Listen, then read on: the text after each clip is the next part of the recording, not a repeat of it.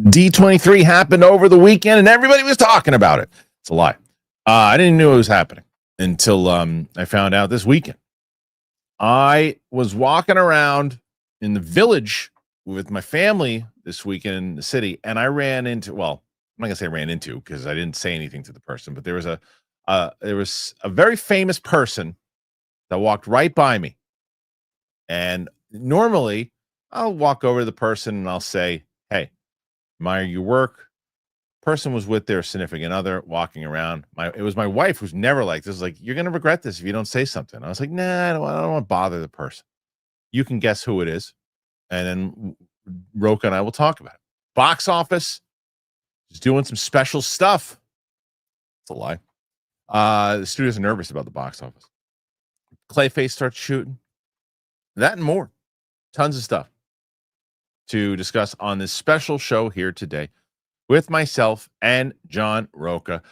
Let's get into it, everybody. It's the Kristian Harloff show today. Here it is Monday, everybody. That's right.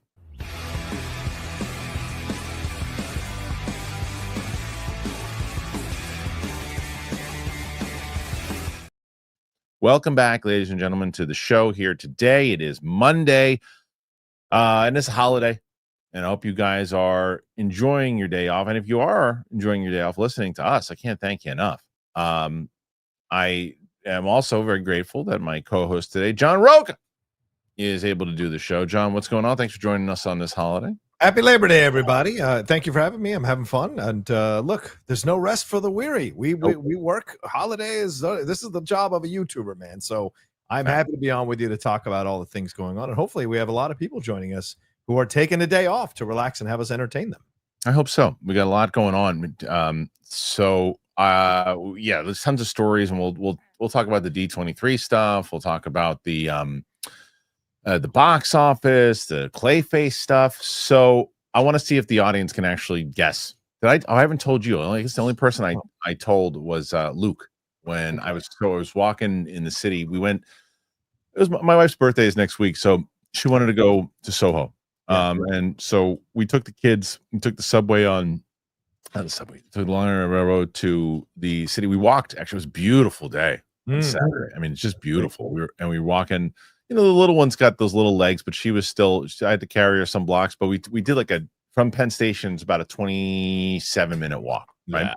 But it's beautiful. It was nice walking through the shops. We finally get there.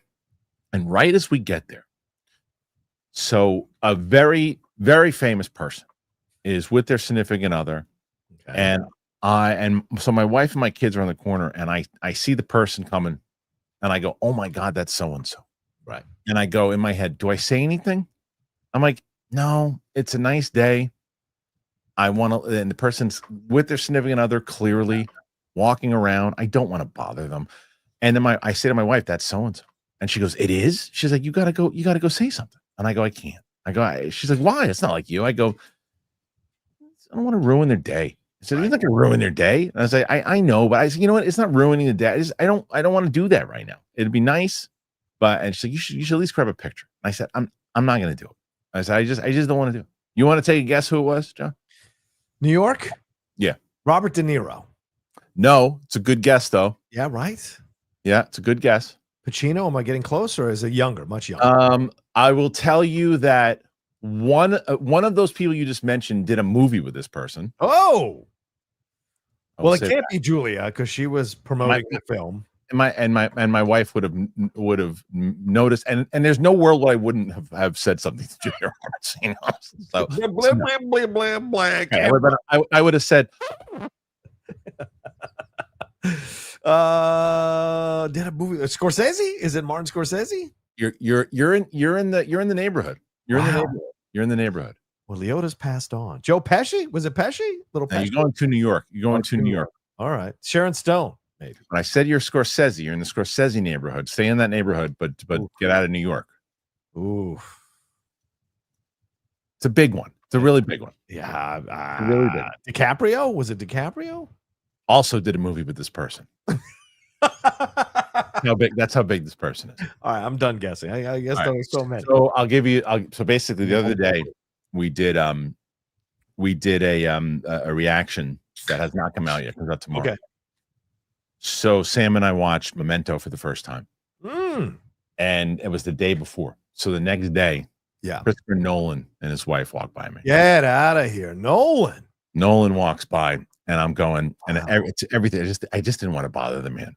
I just didn't want to bother him. I was like, it's as right here in front of me, and I'm like, I should have said something, but I was like, nah. He was just, you could tell it was such a nice day, and him and his wife are walking through the city, and I'm like, let him enjoy his day. I'm sure he's going to get hit by people too, and he would have been fine. The thing what I would have said to him was literally, I just watched Memento yesterday. Cannot wait for the Odyssey.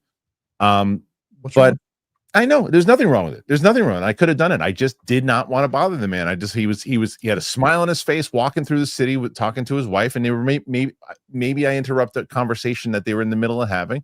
Right. And maybe I disrupt a creative idea by going out there. I don't want to be responsible for that. I don't want to have that. A creative idea. That's also true. He is used to it. All right. I know he is, Kristian, but we've tasted a little sample of what it's like to be noticed in public or whatever. And from what we've done. And so a little small sample, but it's always nice to get recognized if people approach you in the right way. So I know you being in the movie space with the following you have, I'm sure he wouldn't have been. I'm sure he would have been cordial. I'm sure he would have been grateful. I'm sure he would have. But like I said, it just in my space, because I'm normally, my wife's right. Normally I'd be like, hey, I just want to let you know, and I wouldn't be like, I'd be like, I just want to let you know, I just did this, and I'm so excited for the Odyssey. But I'm telling you, man, it was just one of those moments. Where he's sitting there with his wife Emma, and they're walking through the city, and they're looking up there, and it was a beautiful day. And I'm like, no, I'm enjoying it with my family. He's enjoying it with his wife, I said to my wife, I go, it's just cool that I saw him. Yeah, it's just cool that I saw him. Very true. You know what I mean? Like that to me. Now I have that. Instagram doesn't have that. Right. The show today doesn't have that. But it was awesome. It was awesome. What was a fun way to end is if you'd gone up to his wife, going, "Oh my God, I love the movie." Right, excuse me, sir. I don't know who you are, but you're a great producer. You're an amazing producer. And she is.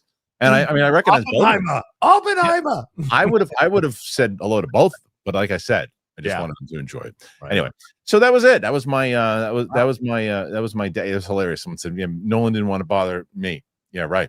100%. That's it. Nolan knew it. He's like, I saw you standing there, but I didn't want to bother you. Yeah. Anyway, he doesn't know about you. I mean, like Schmoes been around forever, and then Collider and Schmodown, and I don't think these people pay attention to that shit, man. I think some of them do. Some of them do. Not Christopher Nolan, and nor should he. He's the man.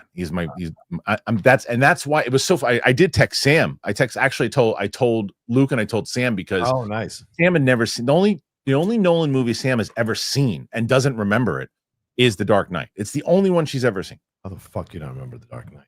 She remembers Heath Ledger. She remembers bits and pieces, but she doesn't remember the story itself. So we're starting a Nolan journey, and we just hit Memento. And I said, and this is how adorable Sam is when it comes to this stuff too. She goes, because we watched Memento and she loved it. She goes, Nolan is a boss, right? And then I go, and I said, I just saw Nolan, and she goes, oh.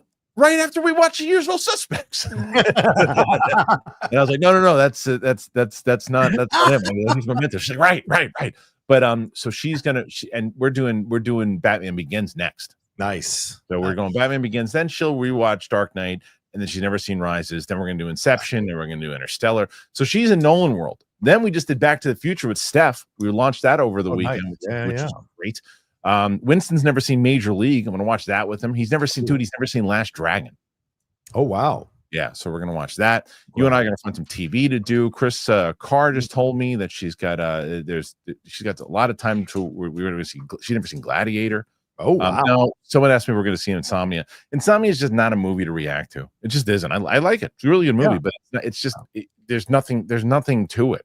I can just barely see. I can't sleep anymore. Yeah. So Insomnia is not going to be one that we react to.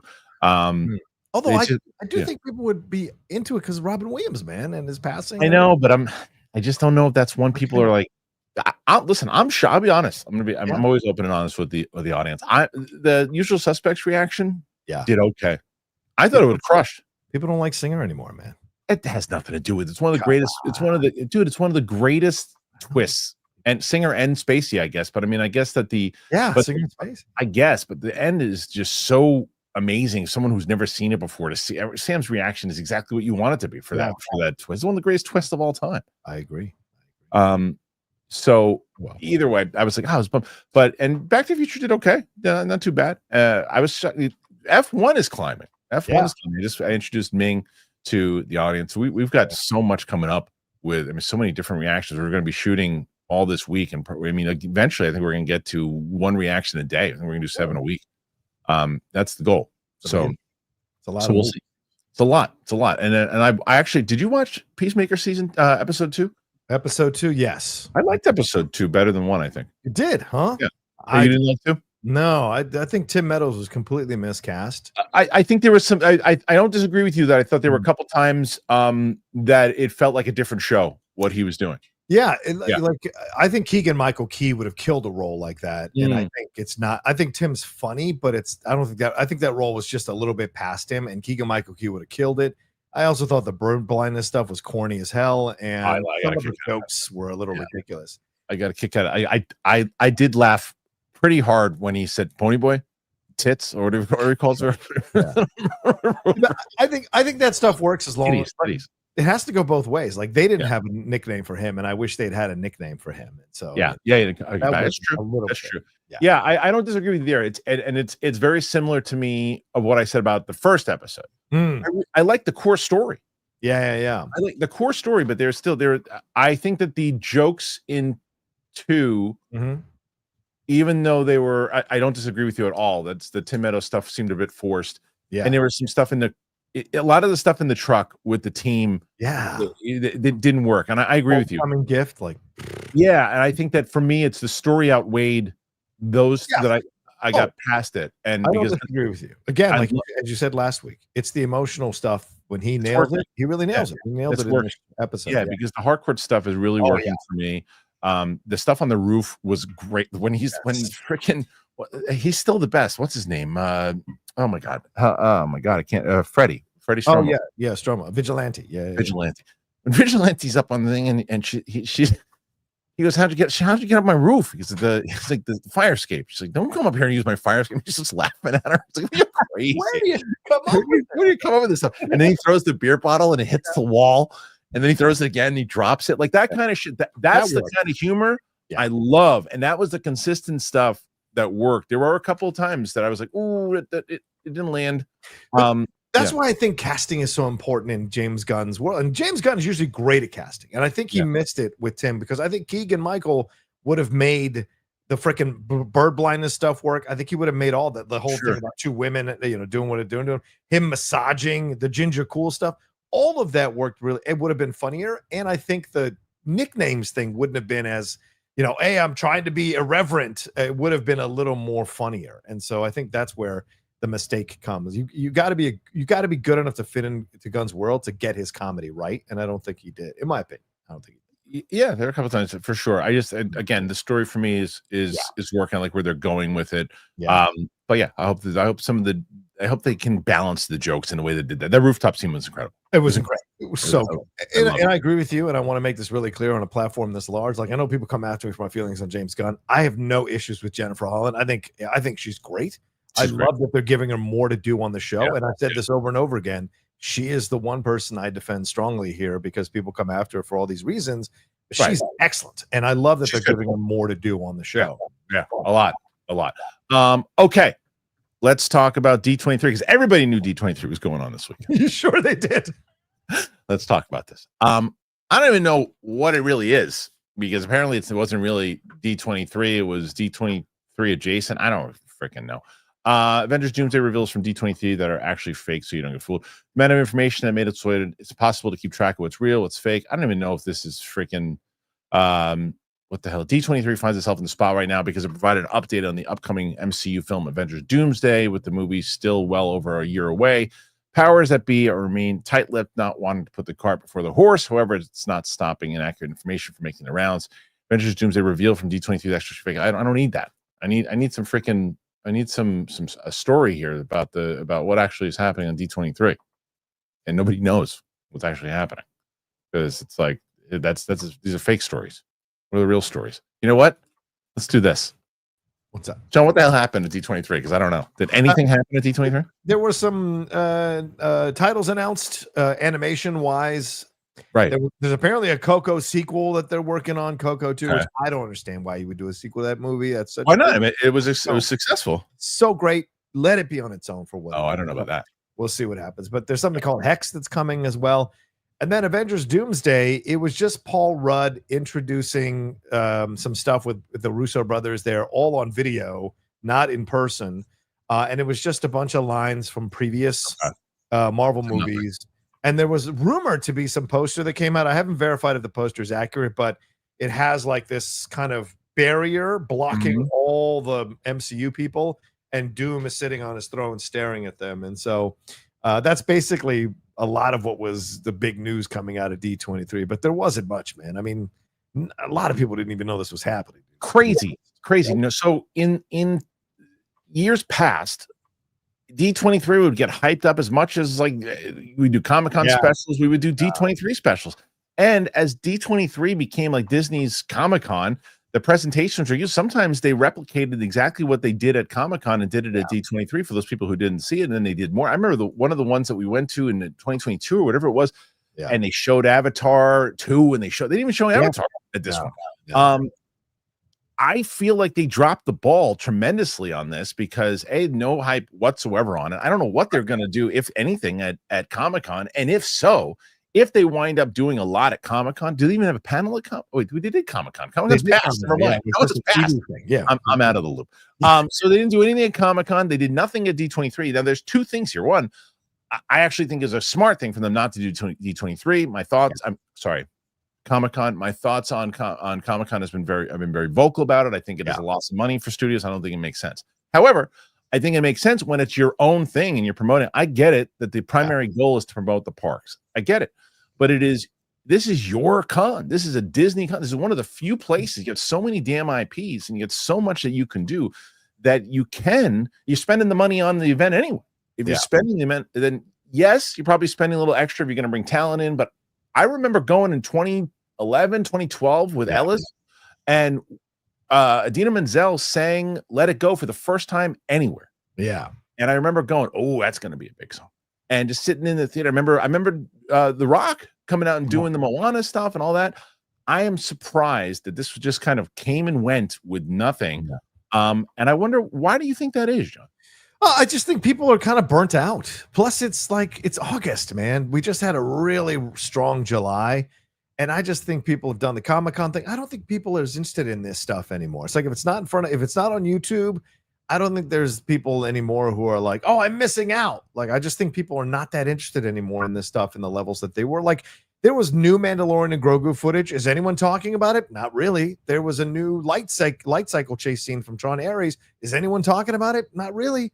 So it just feels like it's a vacation weekend. I think this was the wrong time to do this thing. There was footage from Mandalorian and Grogu? Yeah. There's a little bit of footage that they showed. No one's talking about it. Nobody's talking about it. No one's talking about it. And so it's like, and it sounds like pretty cool footage if I had been there, but I just think people like, if it's not on YouTube and I can't see it, fuck them. I don't care about it. And I think that's fair. People are coming to the point now more and more that like, if it ain't in front of their faces and you don't put it in front of their faces, they're not going to give it the attention that it would normally get. There's not the feeling of, oh, I'm missing out or exclusivity of any of that. That stuff's dead. That's part of why the main Comic-Cons are falling apart. The smaller ones are growing, but the big ones are falling apart because people are like, if I can't make it, I'm not going to pay that much attention to it, Right. And it's true. So I remember when they used to do, and I wonder also too, I just know that there's been there have been publicists that really at Disney that really understood the virtual space, and not only from YouTube critics, influencers, if you will, like really got it. And I think that there are some that do over there too. I think there's younger people over there as well too, but I don't know if the focus is that anymore from what I've seen or heard of. And it just, whether it's right or wrong, I don't know, but it seems like I remember when all of colleagues would be covered this thing, the press section, and they very well might have had that this year. But like I said, I remember like Jermaine Lucier, who would be did he tweet about it? I usually always see his I don't even know. I don't even know. I didn't see his tweets or anything too. So Interesting that they didn't really put a big press on this. I think that there is something about exclusivity that nobody caring as much, and they maybe should have. Because I do think that whole thing of, hey, we're going to show it just to this audience, I think that should go away. I agree. And look at the Mando and Grogu stuff. Like, if this was Force Awakens time, people were going crazy about whatever footage was available. Right. But I also think people are burnt out by the Star Wars. So you put this out and you're like, oh, this footage. You're like, I'll wait till I see it. Like, I don't want to get all hyped up. Let me see the footage when it gets released. Then there's not as much hype behind it now too, because it's a disappointment. I'll tell you though, and I think you talked about it a lot on Hot Mic and other things too, is not the last, but what's it called? Starfighter now? Yes, the Starfighter. Yeah. That movie is getting the most hype and excitement between because look at the cast they're putting together. Like everything that they're doing with that movie right now, that seems to be the gem right now. And not only the cast, like look, I mean, they got the dude who shot F1 and Top Gun Maverick shooting it. I think this one could be special, John. I don't know. Yeah, I think you're right, Chris. And the thing that's fascinating about Starfighter, it's doing something that I don't think we've ever seen in a Star Wars approach to a movie, especially now, in that it's saying that it's not connected. People suspect that it might be connected because it might be Rey that he's handed the kid off to. But it feels like a singular film within a universe that is very interconnected. And that's a very rare thing to happen. Marvel did in Fate 1, 2, and 3. Yeah, kind of. Yes, exactly. And so people almost feel like it's not a Star Wars movie, but it is a Star Wars movie, you know, because of Sean Levy and Ryan Gosling. It's unusual the level of talent that they're attracting at the status level that they're at. Yes, we've had Ewan and Natalie in the past, but this is something that's completely different with Ryan and all of these people that are attached to it. It just feels like this is a bit of a one-off. And so people are judging it from that prism instead of judging it as another Star Wars movie. And I think that's a smart move. If it does well, it ain't going to be a one-off. I'll tell you that. Like, fair point. It might not be. Right. Now, Ryan Gosling, they're probably making sure that, hey, if this does well, you got to come back. So like Joker. Like Joker was supposed to be a one-off, right? And do its own thing, and it made $1 billion, even though it's technically considered a DC character and maybe a DC Elseworlds universe or whatever. But it made $1 billion at a time when DC was floundering. So this could totally be that, you know? Yeah, it could. I mean, but I think that the difference though between like the Joker was made. I think the major difference with that, I understand what you're saying, but the difference with Joker was it was made for what, $30-40 million. Right. They weren't even pushing it because they didn't even think it would do very well. They didn't know what it was. They weren't putting any eggs in that basket, if you will. You know, this movie, they're putting the eggs in the basket because they're hoping and they're going. I mean, you don't put Amy Adams, Aaron Pierre, Ryan Gosling. You don't put this kind of cast with that kind of team together without saying, hey, this movie does well and people care. We want you guys back. And I think you're right. I think that it's also going to probably, if they're smart, which they haven't been in the last 10 years, but if they're smart, they will come up with a plan and say, okay, Kinberg, listen, what's your trilogy about? We know, all right, we know there's a treatment to it. Apparently there's a treatment for all three of these movies. Right. How can we connect that, as you said before, John, this movie to that trilogy so people care, and that's an advertisement to get them in the theater for the next one. Especially if you can combine some of these characters with this and not just put everything on Daisy Ridley's shoulder. Give us some new characters that we care about connected to this trilogy, let them interact and now get excitement around it. But whether or not they do that, they don't, I don't trust them enough to think that they could. Yeah. But you look at what DC just did, right? And with one movie, they've awoken people's excitement about the brand again. Sure. But the difference is they changed creators. They changed the people who were in charge of this stuff. Right. That hasn't happened at Star Wars, really. Even if you move Filoni and Carrie back in those positions, you're still maintaining the old guard. And so I wonder if they can revitalize the brand with the same people in charge with Mandalorian Grogu and with Starfighter. We'll see, man, because they need it. The 1-2 punch, they need it. They do. So we do have a little bit of a breakdown, a little bit on what they did at D23 here. Check this out. All right. So Disney, some of the stuff that they teased here, they teased Toy Story 5, Hexed, and more, as John was mentioning before. Hexed. All right. Walt Disney Animation Studios premiered the title and first details for its latest original film, Hexed, during a presentation at D23. a journey around the world at Disney in Florida. The film follows an awkward teenage boy and his type A mom who discover that what makes him unusual might just be magical powers that will turn their lives in a secret world of magic upside down. Jose Trinidad, Zootopia, and Jason Han, Moana 2, are set to direct the film, while Roy Conley and Juan Pablo Reyes Lancaster Jones, that's a name. That's 7 names. The film is set to open November 26th. It's one of a number of titles showcased at the presentation. New footage from Hopper screened along with confirmation that Patrick Warburton, Seinfeld fame, will voice Mayor Windancer in the Zootopia sequel, with Yvette Nicole Brown will voice both EMT Otter and Baroness Bear. Paul Rudd showed up with the Russos to tease Avengers Doomsday, but nothing was shown at all besides the 3 men standing behind some bushes lost in the shot. Okay. The biggest highlight was the first look images at the villains of the upcoming Toy Story 5, including the kids' tablet, Lily Pad, the Conan O'Brien voice potty training toy, Smarty Pants, and a malfunctioning Buzz Lightyear army. There's some of the stuff here that's hexed. It's kind of cool. I mean, this is the stuff that they always did at D23. They show you some art, other things too. But Toy Story 5, yeah. You got Toy Story 5, you got Incredibles 3 coming out, you got Zootopia 2. Zootopia 2 is going to be a massive movie. Yeah. That's got a shot at being a billion, as we have repeated many times over, especially after watching that with my little one for the first time over the weekend. It's like, she's like, I want to see this number 2 in the theater. And it's like, you get kids in that theater. You get kids in that theater, and you're going to get, you got a shot to get to a billion. You got a shot.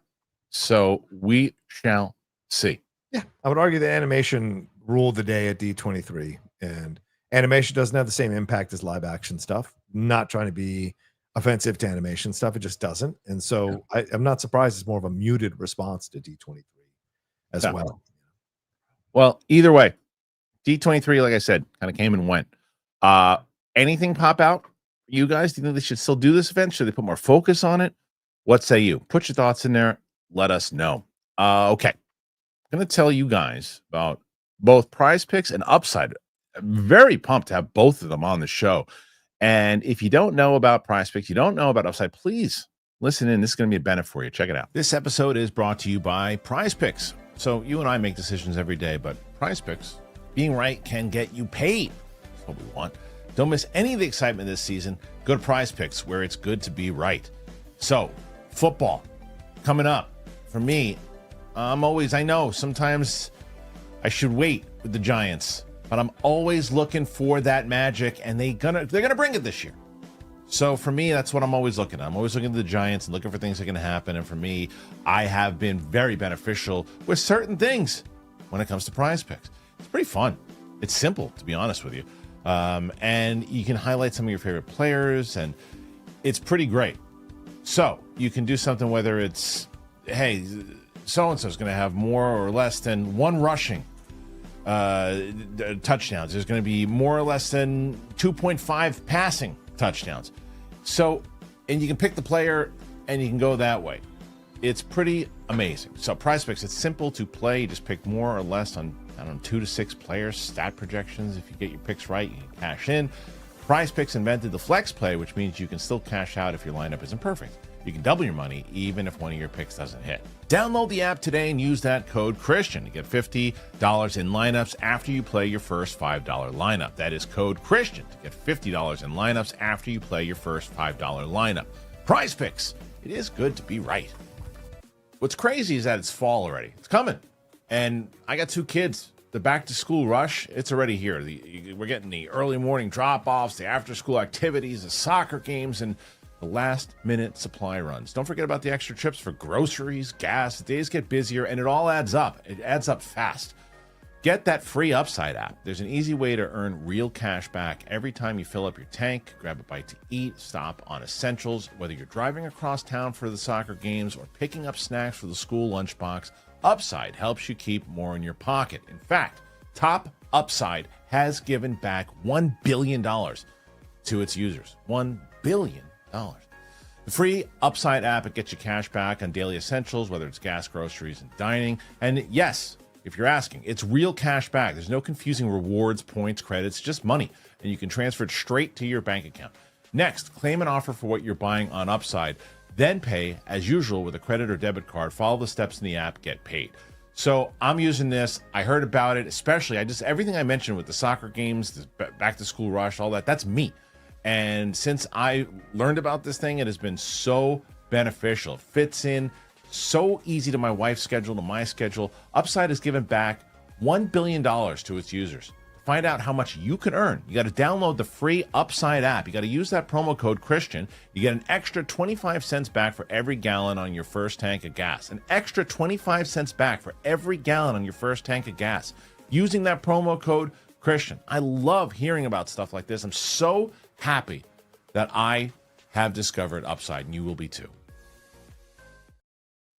Thank you. So I have and eat it. Will you? All right. So we thank both Upside and, of course, Prizepicks. You want to help out the show? You want to help yourself out? I'm giving you deals. Head on over there. Check it out. Hoping that either PLD or Luke can put it in the description. Do something, PLD. Yeah, something. John. Yeah. Are we not going to talk about Florida State beating Alabama? Come on. What? I shouldn't do the chop. People get mad. But 31-17. What a game. What a game. My dad calls me and he's like, "You watch the game?" I was like, "In the city." He's like, "Come on." I was like, I was in the city, but I was paying attention to it. So there you go. How dare you? I sent the Lady Outlaw knew that it was the first day of college football, and she left me all alone all day. She knew I was a mess at that game, just yelling and screaming and excited. That's a big thing. And I was watching ESPN this morning. Of course, they were giving credit. They were talking about what Alabama did wrong, and that right, of course, they did good. Right. So either way, great. We got more stuff to talk about, and a lot of stuff to talk about actually too. And we got box. What's that? When are we moving on to what what I want to talk about? I know we're gonna do that now. We're gonna do that now. Because, all right. Yeah, I think this is the one you want to do now. The one you sent me, right? Mm-hmm. Okay. Because the box office we can talk about soon, and there's another thing that apparently that I just found out too, that Mortal Kombat got moved to 2026. We'll discuss. Oh yes, yeah, over the weekend. But this is the one. John used to be a big Dwayne Johnson, The Rock fan. Now he's a turncoat, and so he always sends me stories. Never sends me good stories. He always sends me stories that he wants to poop on. So this is expected for him to be good. All right, so check this out. This is from Discussing Film. And Dwayne Johnson says he is now starting to make movies for himself rather than focusing on box office numbers. I looked around a few years ago and I started to think, am I living my dream or am I living other people's dreams? And I guess is there more of a link there? No. Is he slimmer now? That's interesting. Is that real? Oh, wow. Interesting. All right. What do you hate about this? What are you talking about? Let me guess why you hate. Why? Let me guess, because I know you well enough. Okay. You think that this is he realized that his movies haven't been doing good lately. Yes. So he's now saying, "Oh, you know what? It's everybody else's fault." And instead of me just taking ownership that I'm making some bad movies, I'm going to now say that why am I doing this? I got to do this for myself and not other people. There's a great song from the 19th. Well, not great. I don't want to say great. There's a song from the 1970s that people make fun of now, and it was a female empowerment song. And it's like, I've been to all of these places, but I've never been to me. And it sounds like that's what The Rock is saying now, that he did films for everyone else, and I didn't do films for myself. Never mind that all the reports from the set are how everything went the way Dwayne wanted it to go, how there were things in his contract that he couldn't be knocked out. He had to win every fight he was in, that people waited for him while he peed in bottles to get on set and do the things that he did. But no, guys, I've been doing films for other people. Now it's time to do films for me. Get on the fuck out of here with this nonsense. Look, I love Dwayne. I love him to pieces. But as I said before, I will never not call him out when he's acting the fool or pushing these nonsense narratives.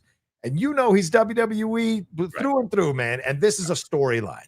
And I think the slimming down is part of it as well. He wants to be relatable instead of superhuman. So he knows he's taking it on the chin, and his PR team is adjusting. And they're smart people. I've interviewed him a couple times. I've talked with his people over at $7. There's some really smart people there.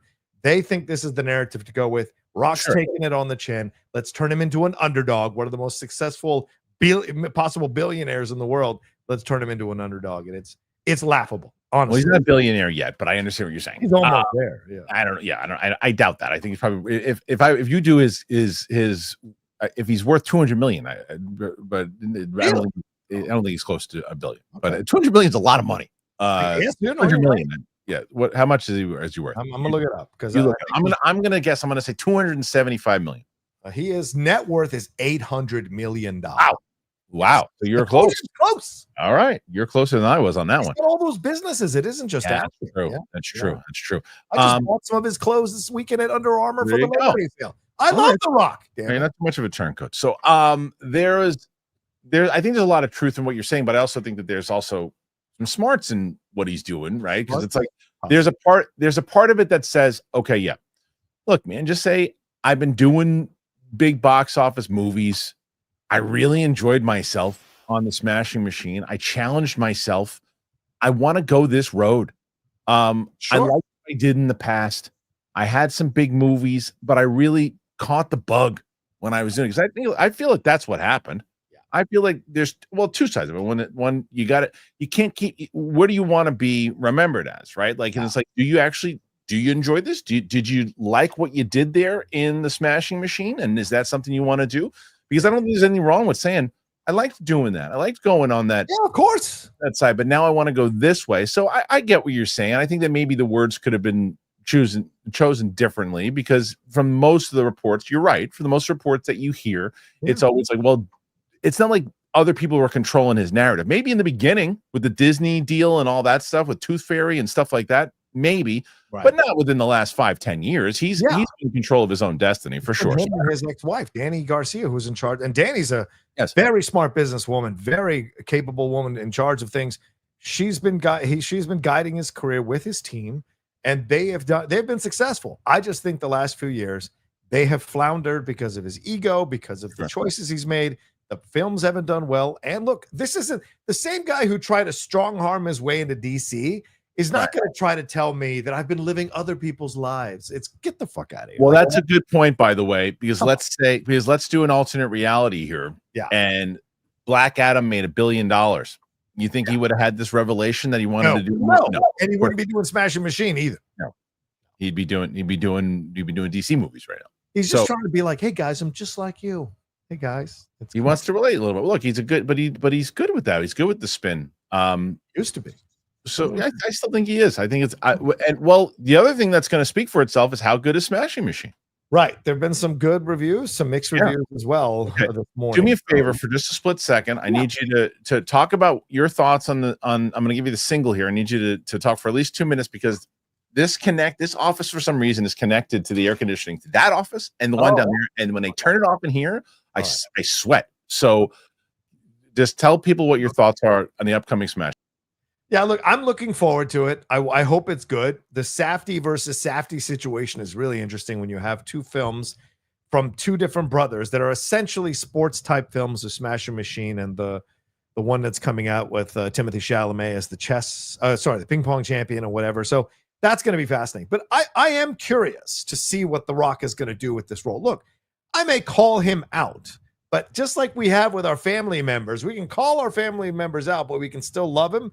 That's the way I feel about The Rock. That is, I mean, my moniker is at The Rocha says, out of respect for The Rock. And The Rock says, his phrase they used to say in the WWE. But I think part of loving someone is also calling them out when they're acting the fool. And I think some of these narratives, I wish he would just be honest, because the more he manufactures stuff, the less authentic he becomes. And maybe some of you buy this stuff, and great, God love you, you do. But I see through people and I see through things, and this situation is pretty transparent. I'm curious how it's going to. First of all, not only did they turn the air conditioner off, they put the heat on.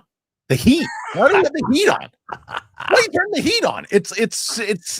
I'm sweating my fucking balls off. The guys, they turn the heat on. I'm like, you out of your minds?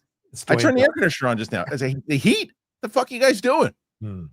Anyway, it's curious, all the Venice, and we talked about it, by the way, and I'm still one of my hype movies of the year is After the Hunt. It's one of my top movies at Venice. Mixed reactions thus far. However, as I was saying, Julia Roberts getting a lot of buzz for Best Actress, saying some of her best work in a long time. So I'm curious if Smashing Machine is going to be up there, After the Hunt's going to be up there. Frankenstein got mixed. I think they got a big the two big standing ovations, Venice, were Frankenstein and Julia Roberts. Those were the two biggest standing ovations of the festival, from what I read. Yeah. And then the Springsteen one didn't get a lot of buzz, which is another one I'm really looking forward to. There were positive reactions for Jeremy Allen White, but from what I saw from like Scott and Eric Anderson and other people who are there, the biopic aspect of it all was a little cliche, and so that worries me about the movie, because I think the trailer looked awesome, but it may just be one of those films where the performer is great, but the film itself doesn't quite hold up when he's not on screen. So we'll see. Yeah. And the standing, someone wrote that Indiana Jones 5 got a standing ovation. I think that Harrison Ford got that because of his work, because the reviews are terrible coming out of that thing. The reviews were terrible. Remember that was the big story, was why would they show that there? The reviews were not good. The reason he got a standing ovation, and it's not taking away your point, that you got to be careful of what you say. Well, standing ovations, like, why did they get the standing ovation, right? Did they get the standing ovation because of the movie, because of the body of work? Who knows? I don't know. Either way, so what do you guys make? 46%. What did after the hunt? Yeah, I know. It's not. No, the reviews have not. The reviews for Luca, but you read it. Read every review. Okay. I'm telling you, every review is pretty much the same. Is that they're kind of shitting on Luca. Everybody's kind of shitting on Luca and the story, but everybody's praising her. And I don't know. I haven't seen it yet. I don't know. But we shall see. But that's not good. I thought it was going to be from the trailer alone. It looked like it could be pretty special, and it very well might be. Yeah, we'll see. But you know what it was, though? I'm curious though too, and I don't know. I didn't see it. I don't know yet. But there are some things that I read that said that it was anti-cancel culture, and that's why like the left kind of revolted against it. I don't know. I don't know how true that is. It's supposed to be a nuanced commentary on the Me Too movement and how some people have used it for their own benefits, and some people have like actually, which mars the authentic things when it happens, and how people's response to it and all of that. So I think that's a fascinating conversation to have. Yeah. But yeah, if you're asking me, do I think critics sometimes who are mostly left-leaning get upset when a film comes out that questions the ideology of the left? Right. Yeah, we saw that in Richard Jewell, which drove. That's what I'm saying. That's why I want to judge a movie for myself, and I want to see like are they judging it because they don't like the message that it has, or do they like it, or they don't like it because it's just not a good movie? We'll see. Either way, what do you guys make of all this stuff? Whether it's the Rock stuff, the stuff coming out of Venice, put your thoughts in there, man. Let us know what you think. All right. So the other thing we're going to talk about here today, John, is that I found out that someone wrote in the chat, and I was like, let's check this out. Mortal Kombat, that trailer looks fun. The one with Carl Urban, the new one, the Mortal Kombat 2, which I still haven't seen the first one, but they just pushed it. Yeah. 2026. So what's going on with Mortal Kombat? It's postponed to a spring of 2026 release. The studio behind the sequel is expecting a better showing in May of 2026. That's a big move. I have a lot of confidence in this movie move, in my opinion. We'll have to wait until May to discover the fate of Earthrealm and Johnny Cage, Mortal Kombat 2, the sequel to the 2021 reboot of the video game adaptation. It's going to be pushed back from its original October 24th release date to May 15th, according to a post on X from the movie's official account. The tournament demands a new time and place worthy of its spectacle. The delay goes against the trailer and promotional images that Warner Brothers and New Line Cinema already put out, but the studios may be banking on it as a way to maximize the sequel's potential success. According to Deadline, the movie could avoid a crowded box office in October and instead perform better in a spring debut. The report added that a record-breaking Red Band trailer that saw 106 million views in the first 24 hours and a strong performance in research screenings could have influenced the decision to reschedule. Patient fans will have to wait next year for the sequel that starts Carl Urban as Johnny Cage. The trailer revealed a plot that will revolve heavily around Cage as he joins the fight to the death. Yada, yada, yada, yada, yada. All right, so is this a good move or a bad move? I don't know, because you say that's the crowded October release schedule or whatever, but like you look at May, May has Devil Wears Prada 2, then different Mortal audience, Kombat 2, then Mando and Grogu. Yeah, that's the 3 releases. And before that, the Michael Jackson biopic supposed to come out on April 24th. So will that still be carrying power going into the thing? So I think that your point. Where are they putting? Where did it say? Mortal Kombat 2? May 15th, 2020. Okay, so right now the only thing coming out on May 15th is a movie called Is God Is by Amazon, which is Carrie Young and Mallory Johnson, Janelle Monáe. I don't think it's the same audience, a different audience. So before that, like you said, Devil Wears Prada, different audience. Oh yeah, true. Different audience. But there's one right before that. I don't know what's that movie. There's a movie right before it that comes out. Like Animal Friends. I guess that's going to be an animated movie, right? Probably. Yeah. So really, they have 1 week, but I think your point is more than valid. I think Mandalorian and Grogu is where because if they were going to put it out this October, which is when it was supposed to come out. And what date was that, John? Do you remember what? October 24th or something like that, or 26th? Oh, it's still listed here as October 24th. They haven't gotten okay. And then the following week after is Halloween is nothing. You got Back to the Future wide release, which that seems to be doing very well. I mean, we're going to get the box office in a second. I mean, Jaws was the #2 movie this week, which is crazy. Yeah. There is nothing coming out in October. Remember, 7th Predator Badlands would be your only competition, but that's 2 weeks later, as opposed to Mandalorian and Grogu the next week. Yeah, I don't know. Maybe it's not a great. I don't know. Maybe it's not a great move. But I don't think it's a great move. I think the question is, how much did it cost? Oh, I don't know. That's a good because here's the reason why you take the risk. Yeah. Because let's say the budget of the film is $80 million, right? And in a summer movie season weekend, if you can, play your Vegas odds and you can cash out in week 1, then have have good reviews on it, and then have a 50% drop off in week 2, and make your budget back and make a little bit more money, as opposed to when people aren't really spending going out to the movies as much in October. Yeah. And maybe you tout it as a big summer movie and you got to put more marketing into it. Right. Screen Rant in their write-up 43 minutes ago said that the budget for Mortal Kombat 2 is estimated to be $68 million. And that's for marketing and all that kind of stuff. Right. But $68 million. And look, here's why I'm going to say I think it's a good move. Okay. With that budget. Because they could be trying to be some of the first people in studio to do something smart in your summer movie season. Okay. And saying, let's not just tout these $200 million movies. Let's tout because look, both that movie and Star Wars, The Mandalorian and Grogu, which is the smallest budget of a Star Wars movie ever, I think, whatever it is, after inflation. You're looking at a new wave that maybe look, if Mortal Kombat becomes a hit, because like we talked about Black Adam before. Black Adam cost whatever it was, $200 million, whatever, however much money that movie cost, and then it barely broke even, if at all. And because if you would have spent $68 million on Black Adam and it made that money, then it would be a massive it make some money, on it. Right. So $68 million in a summer movie season, you can get people into the theater. It might be the move. Maybe it might be the move. I mean, it was a bad former film, the first installment. Yeah, so we'll see how many people show up for the second one. But I think putting out in the summer is smarter than putting it out in October.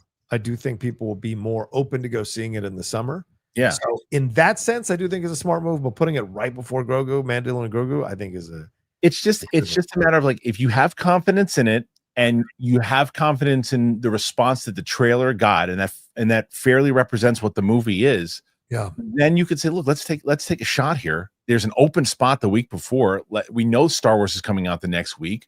Yeah. But 2 things. Maybe we also get some crossover of people who like maybe Mandalorian and Grogu are sold out and they push over to our movie instead. Yeah. It's a possibility too. So I think it's a good move, actually. If the movie would have cost $100 million, I probably would say no. I think because you're going to have a struggle to get that money back with Mandalorian and Grogu the next week. But I don't know, man. It might be the move. Maybe. What do you guys think? Do you think this is the move, or you think no?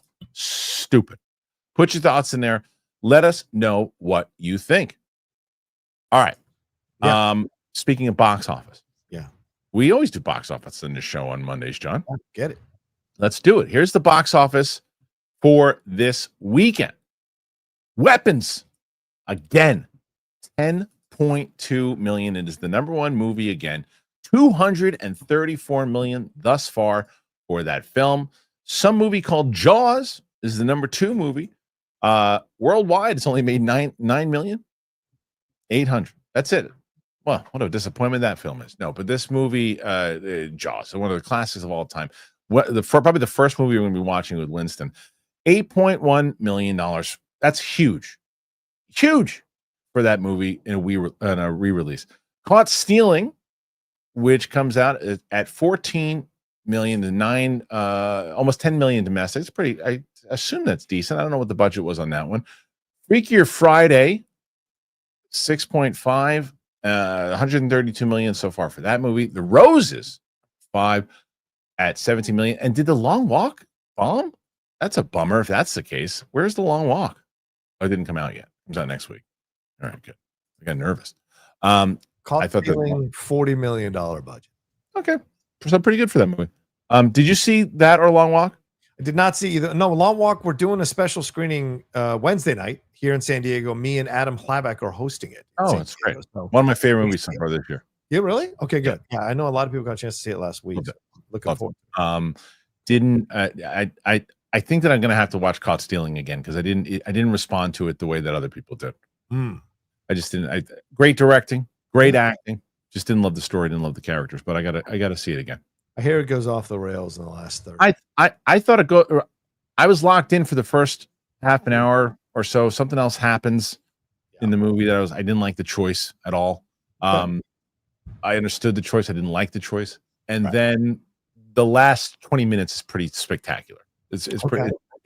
Last 20 minutes is it's erratic, and you're like but I'm like, it's one of those movies I got to check. I got to watch it again, but I just didn't. I wanted to love it. You know what I mean? I wanted to love it, and I wound up going. So we'll see. What stands out? Is it weapons? It's got to be weapons still. Got to be weapons, man. Enduring, doing so well globally, doing better globally than Sinners did, and that's pretty internationally. I mean, not globally, internationally, than Sinners did, which I think is the power of that movie, that it kind of transcends that, and it's the horror aspect of it all is catching on in numerous countries around the world. So that's fantastic for that film. I think we are headed towards that film getting some real legitimate Oscar nominations and awards. Which one? Nominations on the Rose. Weapons. I think that film is. You think so? I think Amy Madigan is a shoe-in for Best Supporting Actress. Shoe-in. It'd be great. And I wonder if it's people are like, oh, is it going to be Weapons or Sinners? And it's like, right now, why can't it be both? Because I know there's films that are coming out in the fall that everyone's at the festivals now watching, like Hamnet and these other films and what have you. And maybe they'll be in contention in the running for Best Picture. But I mean, a lot of people love Sinners. A lot of people like Weapons. And there's an artistic bent to both of those films, even though they're horror films. And so I think there's a conversation to be had. Both of those films could be in contention for Best Picture at the same time. I agree with you. Listen, I want to see some genre films get nominated here, right? Because let's go back to that site and the one I was looking at here. Yeah. I'm going to bring you. All right. So we can hear you now. So you probably have a better lock on this than I do right now. Maybe you don't, but the movies that are kind of going to be in contention, because I'd love to see those movies that you're talking about, right, be in contention, right? So The Conjuring, probably no shot, but who knows? We'll see. I'm going to see it tomorrow, actually. Oh, cool. Nothing else in there standing out. Demon Slayer, Downton Abbey. Long Walk comes out on September 12th. Okay, all right, I saw really early. That's great that they screened it so early. It means they really have. I see why they have confidence in it. Yeah. I've never seen Spinal Tap 1, so I got to go see that. But that's not going to be an Oscar movie. Big, Bold, Beautiful Journey. What's that, John? That's the Margot Robbie and Colin Farrell movie. But I don't think that movie is going to. It's already getting kind of negative reviews, so I don't know if that movie's going to do. Him is the Jordan Peele movie. Yes. Waltzing with Brando. That's I think they're really pushing Zane as, but I don't know. One Battle After Another. I'm going to see on Friday. That has a chance. That has a chance. It's going to be a split reaction, but I think that has a chance to be. There's a chance if it's solid. I mean, some awards could potentially come out of it for sure. Bone Lake. I don't know. Good Boy. Smashing Machines got a shot. Smashing Machines. It's got a shot. Kiss of the Spider Woman. What's that? That's the musical that they're remaking with Jennifer Lopez. Oh wow, as the Spider Woman. Oh, your favorite. Yeah. Roofman. That's the. I think that's the Chris Pine one, but I don't think anyone's nothing in here so far that we're hearing about. Tron Ares, no. Black Phone 2, no. As much as I want to see it. Good Fortune, Pets on a Train. After the Hunt, I'm telling you, Julia Roberts will be nominated. We'll see. We'll see. I don't think the movie's gonna be nominated anymore, even though I'm seeing it. Fingers crossed. Springsteen, I still think that Jeremy Allen White could get nominated for those things. I mean, this is all hearsay. Who the hell knows? But I'm trying to look at all the movies. Begonia, I think Begonia is a possibility. Oh yeah, people have been talking about Begonia. Yeah. Right. That's one that people have been talking about. I saw that, and I just saw a potential screening for that one come in for me. So I'm going to check that out. Grand Prix of Europe, Nuremberg. What's Nuremberg? Is that one? It's about the trials of Nuremberg with Russell Crowe and Rami Malek, and it looks horrible. Like it looks horrible. I mean, but Sony Pictures Classics, they're making a run for it. Obviously, clearly, it looks so bad. Okay, Keeper. Now You See Me Now You Don't Know. The Running Man. No. Sisu Road to Revenge. No. Rental Family. Wicked. Wicked for sure. Wicked. I think Rental Family has an outside chance. A lot of people are talking about that one with Brendan Fraser. But I'll tell you what, Zootopia 2 will be animated, I'm sure. The awards. Eternity. What's Eternity? I don't know Eternity. Wait, that's the A24 one, right? Yeah, A24. Looking at, I want to see the Hamnet one that you see there. That's going to have a shot. That's one. Okay, that's a Chloe Zhao one. Okay, and then Avatar will be up there for sure. Avatar always is in there. But there's not, and look, we're still so early into the season that it's one of these things where, you know, the big movie that everyone's talking about. What was it last year? I forget. What the hell was the movie last year that everyone was talking about? What was the Oscar? I don't remember anymore. What won the best Oscar? What won an Academy Award last year? You don't remember either. I don't remember. Nobody remembers. What won last year? Don't put me on the spot on a Monday. What's the one with Adrian Brody? Is that the one that won? Oh, right. Did that one win? Which one? Oh, Nora won. Nora one. There we go. That's right. Nora's a good movie. And Nora was made like a late push at the end there too, because Nora, it was back and forth. It was a crazy Oscar season last year. I don't think it should have won. Do you think it should have won over the Brutalist? I feel like the Brutalist should have won. I liked the Nora better. I think Brutalist is probably a better made movie. Wait, Dune Part 2, that's the one you wanted to win. That's the one I wanted to win. Yeah, I wanted it, of course. Yeah, Dune 2 was it wasn't even nominated. It's stupid. That's Part 2, Conclave, Brutalist, and Nora, and then the rest. Right. Either way, but there's those movies when the talk for it, we haven't really heard that talk yet. Like what's going to be. Right. So to your earlier point, I'd love to see Sinners. Yeah. The Weapons, Long Walk. I'd love to see genre movies make a move this time around. You know. Yeah. Those are the movies. I think this has been a deceptively kind of not great year for movies. And so there's openings. And the openings are here with two damn good movies that stand out that people are talking about. As you said, Sinners ruled the spring and most of the early summer. Now you've got Weapons ruling the late summer. So to me, those are the films that everyone's talking about. Don't give me Fantastic Four, Superman. Stop it. It's these two films that people are talking about that feel like awards contenders. And so they have to absolutely be in consideration all the way to the end. Who's in early contention? The awards so far. Is the genre movies going to make it in there? What do you think? Speaking of summer movies, speaking of the end, this is before we get to our questions here. This is an interesting story in general. We kind of covered this a little bit the other day, but there's more about the 2025 summer box office getting the industry nervous. And as I said, we talked about this not too long ago, but there's a little bit more to this information. The summer box office is over with Labor Day ticket sales now included.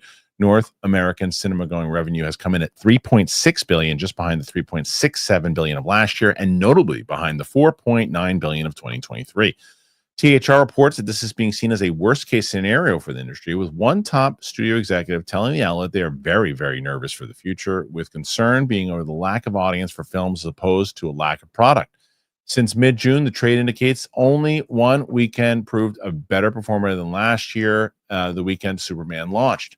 Research firm Just Watch Media, I liked how I said that. It sounded like research firm Just Watch Media, which monitors trailer campaigns and movie-going habits, found that while early in the summer, only 25% of people were willing to wait until streaming to see a summer movie. That number grew to 36% in recent weeks as more mid-sized movies hit the marketplace just aren't pulling in the numbers. One big difference this year, and not included in the gross figures above, is that the foreign box office has fizzled this year, with Asian markets in particular seeing large downturns in their taste for Hollywood fare. However, the downturn goes beyond that and is being considered global. Pre-pandemic, 8 of the top highest grossing studio movies in a year earned over 60% of their total earnings from the foreign box office. That number fell to 6 last year and 3 this year. This is going to be a repeating conversation that we've had, repeating points many times over. And again, this goes back to that Mortal Kombat 2 conversation we had not 15, 20 minutes ago. You are looking at the numbers here. You are paying attention to globally what is happening. And U.S. movies to a lot of these foreign markets are looked at upon as like junk food, and they're not eating junk food right now. You have to lower your cost in order to cover this and make a profit, because there's the superhero movie and all that stuff. Look, will Avengers, Doomsday, and Spider-Man hit that billion? They've got a good shot. Yeah. Will Avatar? Yeah, I think so. Avatar is going to be, Avatar is, to me, is a worldwide phenomenon in general. People just love going to watch that in the movies, whether you like the movies or not. You still go and see it. It's just because you go, it's a spectacle. But the business is changing, and the business is changing through streaming and everything, and the windows and we had this full conversation the other day on the show about the Thunderbolts, right? Like, you look at the Thunderbolts is like a big hit for Disney on streaming. It's a big hit. Yeah. How that equates to them making up money for what they lost in the theater, I don't know. Yeah. I have no idea. I don't know. I don't think they know. But you see this and it's down. Does it get better next year with bigger releases that are coming out? Because we can go back to that site while you're talking here. I'm going to look. I'll bring up some of these. Even John, May of next year, right? Like, and we'll see what's better. And I think I was looking at 2025 this year, going, oh, this is pretty big. 2026 is pretty big. As you mentioned, May 1st, you got The Devil Wears Prada 2, right? You got Mandalorian and Grogu. You have Mortal Kombat 2. You got an untitled DC film on May 29th, whatever that is. June, you got He-Man, Scary Movie 6, and the UFO movie with Steven Spielberg, Toy Story 5, an untitled Warner Brothers film, Supergirl on June 26th. July 1st is Minions 3. July 3rd is whatever Shiver is. July 3rd, another untitled Warner Brothers film. July 4th, Young Washington. I don't know what that is. July 10th, Moana live action. July 17th, The Odyssey. July 24th, a new Paw Patrol movie, an Evil Dead movie. July 31st, Spider-Man, Brand New Day. August 7th, untitled Warner Brothers and Disney film, One Night Only, whatever that is. August 14th, and then Coyote vs. Acme finally gets its release on August 28th. That's a pretty solid lineup, and I think way stronger than this year's. Yeah, I agree. There's more potential for it to be successful in the summer. So I know that people need to fill up these articles and these sites with conversations and do content in this kind of stuff. But this is a down year a little bit because some of these films didn't hit. Some of these films weren't that well received. And you look at how, look at Fantastic Four, for as hyped as it was and as the reviews were, right, it just didn't hit $600, $700, $800 million, which would have saved the box office to a degree. Superman hit 6, which is great, but there wasn't a companion piece that matched what Superman did. Yeah, you had F1, which was a bit of a surprise, but it still wasn't enough to balance things out when you look at the summer as a whole. No, it added to it. It helped it make more than it would have. Yeah, exactly. And that was a surprise because no one hit F1 hitting 600 million. So not to that extent. No, exactly. So this is where you're looking at it. So it's just a down year. And yes, you can be nervous, you can be worried and all that. But if next year comes around and it's incredible and the films are really well received, then what's going to be your narrative then? So it's just the way it works. It's like stocks. The film, as I've done this for years and years now, Kristian, the film world is like stocks. Every time it's down, it's like, you got to sell. It's over. Get out. Blah, blah, blah. And then you stick around and it goes right back up. And you're like, oh, wow, you're making all this money hand over fist. It's always ebbs and flows. And so are there lessons to be learned? Sure, there are always these micro lessons to be learned. But it's always about doing good movies because more often than not, when you do good movies, you'll make good money. The two things you're going to see more of is you're going to see even more sequels and Oh, IP 100%. movies now, and you're going to see budgets drop. If you don't, if you don't drop your budgets, as we've been saying forever on this show, that's a question. Oh, budget show, suck my balls. It like, to me, it is going to be overall a disaster for the studios if they don't drop their budgets. They have to. I don't disagree there. You're absolutely right. And especially because the costs on everything are going up now. You've got to plan for that. And I think everybody in the creative business needs to understand that's what's going to happen. And the advent of AI as well is getting stronger and stronger. And so there's going to be less money. And because there's going to be less money, people are going to be paid less. And these films should cost less to make. And the audience's expectations need to start adjusting as well. That's another element of this that really, I know people got mad about my tweet a few weeks ago when I said you got to question the intelligence of the audience. You're damn right, because you've also got to question like what their interest is in original film, because we've always got those grousers on the side who are like, all they do is IP they already know, and all they do is sequel stuff. Because you know what? We're showing up to that shit. You fuckers aren't showing up in large numbers to see original stuff. But I think and again, we've had this conversation before, so we can just do it. I think it's less about just the intelligence of the audience, and I also think it's comfortability of the audience, where it's like, why? Two things. One, if I'm not super, and I made this point, if I'm not super interested in the movie, and I know that there's tons of shit that I haven't seen on streaming yet that I'm already paying for. I pay X amount for Netflix a month. I pay X amount for Disney or Paramount or Apple, whatever I pay for. And there's so much that I haven't seen yet.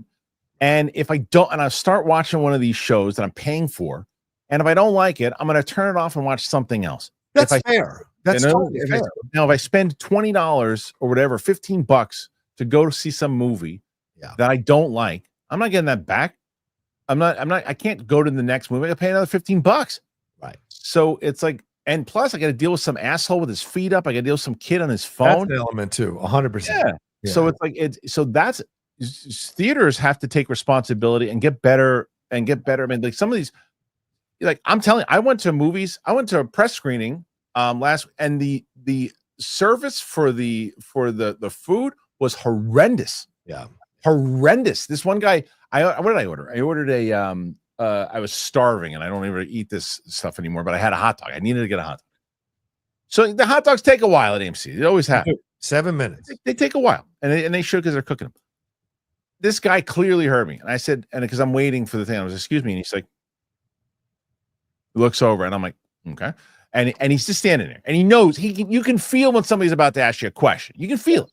So I asked the supervisor, I'm like, hey, you know, do you have a guesstimate of how long it's going to take? She was nice. Yeah. And she's like, oh, hey, Jerry, you know when the next if the hot dog's coming up? And Jerry looks around, and Jerry goes, should be done soon. Like he's annoyed. Like he's annoyed that I'm asking for the $57 I just paid for a hot dog. Right. And Jerry's upset about it. Hey, Jerry, it's your only job right there is to get the hot dog, heat it up, put it in the roll, shut your ass and smile about it, you hump.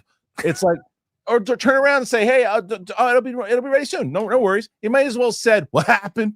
Yeah. What happened? So either way. But I'll also push back that, like, people aren't running to see intellectually demanding films anymore like they were in years past. Yeah, it's more. And that's the problem. And that speaks to me about the intelligence of the audience, in my opinion. But I know people can disagree. But I agree with you with Jerry. Like, I see that all the time now. Jerry sucks. There's a lot of Jerrys out there. It took everything not to say anything. And I was just going to say, hey, Jerry, come on, man. Like, what's going on? Like, it's kind of crazy. They've increased the amount you get hourly at these jobs, and yet they're still grousing and still kind of rude to you, even more so now. You having a bad day, Jerry? What's going on? Like, he was annoyed that I was asking how long the hot dog was taking. And I wasn't a dick about it. I was saying, excuse me. And he wasn't even paying attention to me. Stupid Jerry. Anyway, what do you guys think about Jerry? Should he get fired? Put your thoughts in there. Let me know. Anyway, box office thoughts. You know what Jerry needed? I think Jerry needed some trade coffee. That's what everybody needs. I do. I love trade coffee. I'll tell you about trade coffee, and we'll come back and we'll start doing some questions.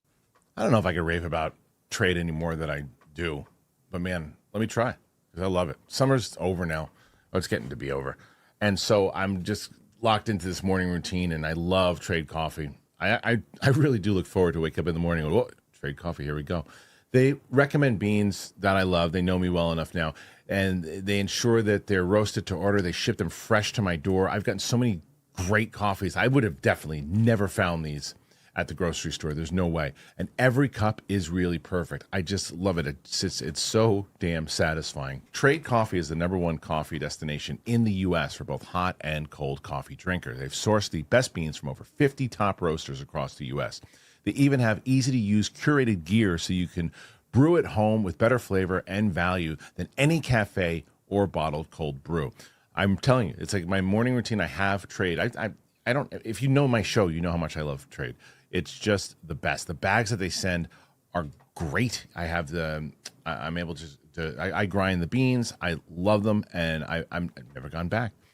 Right now, Trade is offering 50% off a 1-month trial, but you got to go to drinktrade.com/Kristian. That's drinktrade.com/Kristian. Get 50% off 1 month. Drinktrade.com/Kristian. Go there. Tell them that we sent you. Love Trade Coffee. I love Trade Coffee. You know I love Trade Coffee. I've been talking about Trade Coffee forever, and I really hope that people have been. I mean, I assume that you guys have been getting it because they keep coming back. And Trade, if you don't start your day with Trade Coffee, you go out to these coffee shops and you're paying that kind of money. You have it at your house. I love Trade Coffee. I really do. All right. John's having a hell of a day thus far. We haven't even started the questions yet. We're almost at 40. So before we even get to the questions, let's talk about what John Rocha's got going on the John Rocha. Head on over there, John Rocha channel, youtube.com/John Rocha says. Everything happening now. The channel's changed over, new graphics, new approach to it all. It's really great. Might have a show tonight. We'll see if I'll do an episode of The Truth or the Hot Mic. Depends on Jeff's availability.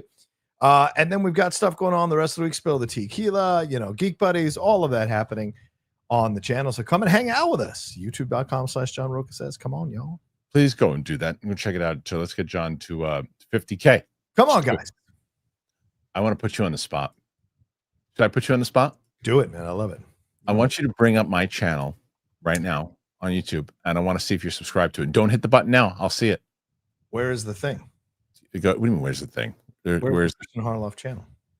Go to YouTube, and don't you dare hit subscribe now. I'll see you do it. Do I hit subscribe? What do you mean you do hit subscribe? It means you haven't subscribed. That's what I'm doing. Oh, so now you're doing it. So of course I've just subscribed to the channel. I will see right now. If you just did it just now, I'm going to see that. No, don't do it. Yeah, right. Because you just subscribed just now. Exactly.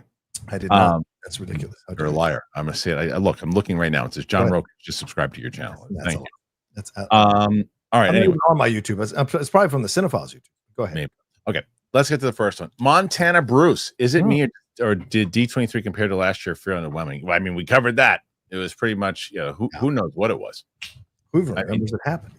No one remembers that. It was like it was more about the destination in the parks, and that's what they were going to do. Okay, that's fine. But yeah, it's not an event like it used to be. So yeah, it was pretty awful. Go Pal, week 1, go football team beat the Giants. Go Pal, I liked you up until 3 seconds ago. Probably can't make the live today, but support. Well, see you bailed. See, didn't even show up. Mark Long, great transfer window for the Reds, Rocha. Yeah, baby, be ready. All right, let's see. Next one here is Kristian Unpronounceable. Happy Labor Day. Thank you, sir. Appreciate that. And again, for the fact that we've got this day to day and got over, at 1,800 people watching live. Thank you. Thank you. It's been great. Nice. I'm glad everybody's enjoying their day and hanging out with us. Julius Wyatt, a member for 5 months. Great time. We had a great member stream last week, too. Oh, nice. Very happy. Never seen Bama look so lethargic. Shout out to FSU for physically dominating Bama as a UGA fan. I loved it. Bama rush yards, first drive to rest of the game, 29, 55 seconds, 20. I know it's nuts. They really did. They played their hearts out, the Noles. And I'm glad that we needed that win, especially even if they have a lackluster season this year. That's such a disaster of a season last year that, it'd be nice that they started out with this. This Castellanos kid is the truth, bro. Yeah, they have 5 losses last year? No, 12. It was like 8 or something like that. It was really bad. It was a terrible game. Bad. It was bad. Kristian number 9. So I just finished Dexter New Blood and I started Resurrection. I would definitely watch a Harrison spinoff. Have either of you watched it yet? So I started New Blood and it was really good. I actually watched New Blood on the plane when I went to the plane. I went to Florida last year and I watched like the 3 episodes and I said, I gotta finish this. And I never did. It has nothing to do with it not being good. I just didn't get to it. Is that the prequel? The prequel. The Dexter New Blood is the prequel. Yeah, which is crazy. It's a solid show. It's a solid show. Christian Slater was great in it. So a Harrison spinoff would be interesting too. I got to watch Resurrection. I really do. Okay. Let's see. Next one is Lobo. Hey. We need to plot twist movies with Sam. 7, she needs to see. I don't know if she's seen Fight Club. So you know what? I'll ask her right now. Text Sam. What do you want to say to Sam? Hey, comma, have you ever seen Fight Club? Question mark. I assume so, right? We'll see. Sixth Sense, I know she's seen. She has not seen Unbreakable or any of the other Shyamalan movies. I don't know if she saw Primal Fear. I don't know if Steph has ever seen it. And Arrival, I know she hasn't seen. I asked, but so we will be doing this. That's what I love being in this zone now. And Winston and Steph haven't seen shit either. So that's the other one. John Darius, what's up, John and Harloff? Have you seen the Clayface set photos? No, you know what? That was one of the stories we didn't get to today. This might be a surprise hit for 2026. Hoping for a Batman cameo as well. I don't think we're getting a Batman cameo, but I do think it will be a hit. Because of repeating of what we just said. The movie's going to cost nothing. It's going to get hype behind it. You're going to be able to get some free promotion in the way that Gun's going to be able to promote it all over the place. And it costs what, $30 million, $40 million to make? The movie's going to be a hit. Yeah, it's going to be a hit. We'll see. I think it will. The people put photos up comparing it to some of the stuff in the Batman Part 2, like Batman 1, the Batman, that they're shooting in some of the same locations. Okay. Interesting. People are like automatic, like all the merges happen. We'll see. I wonder if the merger's gonna. I still don't think so. Lobo, even if the usual suspects didn't do that great, please don't stop reacting to movies like this. Oh, we won't. I mean, even Memento. If Memento doesn't do well, I want Sam to learn these movies, and it's also why I'm building out the team to do more. Also, how many Tarantino movies has Sam seen? I think she's only seen Pulp Fiction. She didn't, because I asked her that. She hasn't seen Reservoir Dogs. She hasn't seen Jackie Brown. She saw Kill Bill. But I don't think she's never seen Once Upon a Time in Hollywood. She's never seen Hateful Eight. So yeah. Speaking of Once Upon a Time in Hollywood, I would highly recommend, for those of you who've seen that movie, maybe you don't know too much about the Manson stuff. Yeah. I highly recommend. There's a new documentary on Netflix directed by Errol Morris, one of the great documentarians of the last few decades, on the Manson stuff. It's really interesting. It's a whole different angle on it, that it might be related to a CIA op called MK Ultra. So, Kristian, you like exploring the stuff? Yeah, I would recommend it. So it's a quick hour and 35 minutes. It's damn good. I don't know if I could do it. It's dark. It's dark. Yeah, Mad Sinister McCall. Harloff, got any horror reactions in October? Yes, and I know that Sam and I are going to be doing what's it? Werewolf by Night. That's the one that the Marvel. Yeah, one. the Marvel one. People kept asking us why we skipped that. I said I want to save it for Halloween. So we'll probably do some horror ones, especially for me and Tina. And I would assume by October, and it's not really a horror movie to be honest with you, but the Long Walk will be out by then, and I'm going to watch it with somebody because it's not really a horror movie. It is in the traditional sense of like, if that could really happen, it's terrifying, but it's not. When you think of like horror, you don't think of that movie. You know, fair point. Because it really is. From what I read, I didn't realize it when I did my other theater reaction. It's like the original Hunger Games. I mean, this came out before Running Man, came out before Battle Royale. Like the book came out so long ago, so I'm surprised that it took this long. But and I'll tell you, you and I talked about this already. Like when Romulus came out, this David Johnson is this guy's a next level talent. People talk about him for Black Panther, and I'm kind of coming around on that. I know Damson Idris is the more popular choice, but like, I'm gonna get in trouble for saying this. I'm gonna say in trouble for saying this. Okay, go ahead. I think he's too short.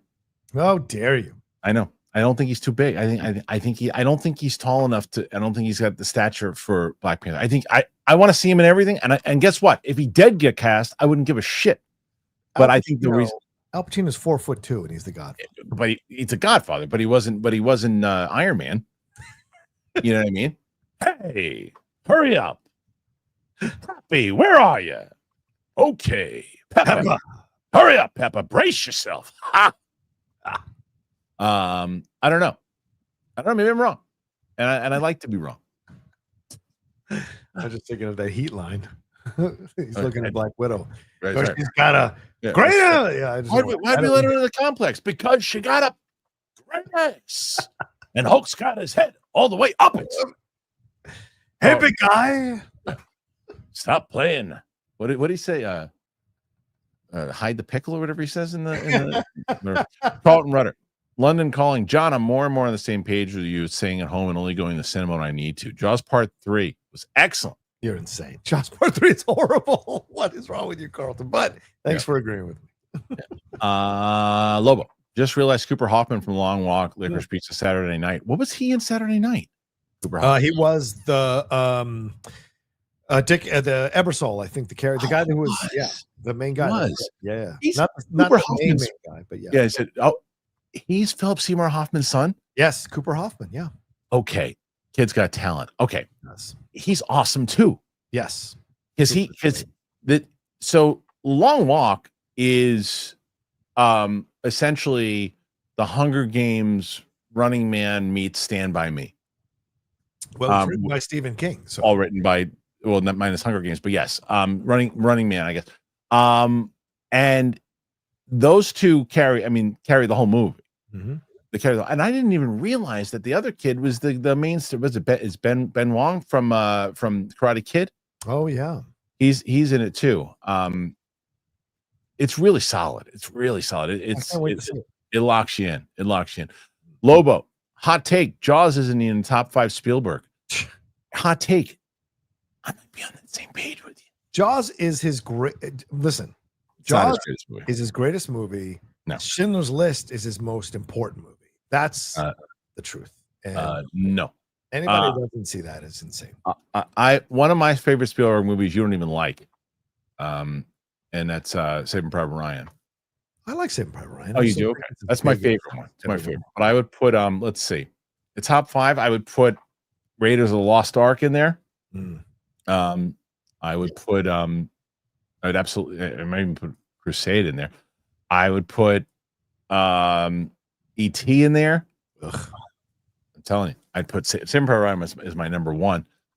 But Jaws is probably in the top 5 for me. But I'm not like a Jaws fanatic in the same way that I think it's a really good movie. But I'm not like I never understood how people became like Jaws, like Dan Murrell and Riley. They're like Jaws fanatics. I'm like, it's not me. Me too. We're just about to record our 4th part on Jaws to finish off the movie this week. I think that's what he meant, by the way.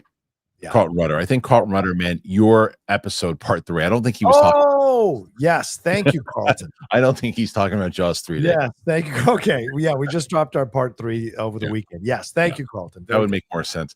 The great Tim Sim. What's up, Tim?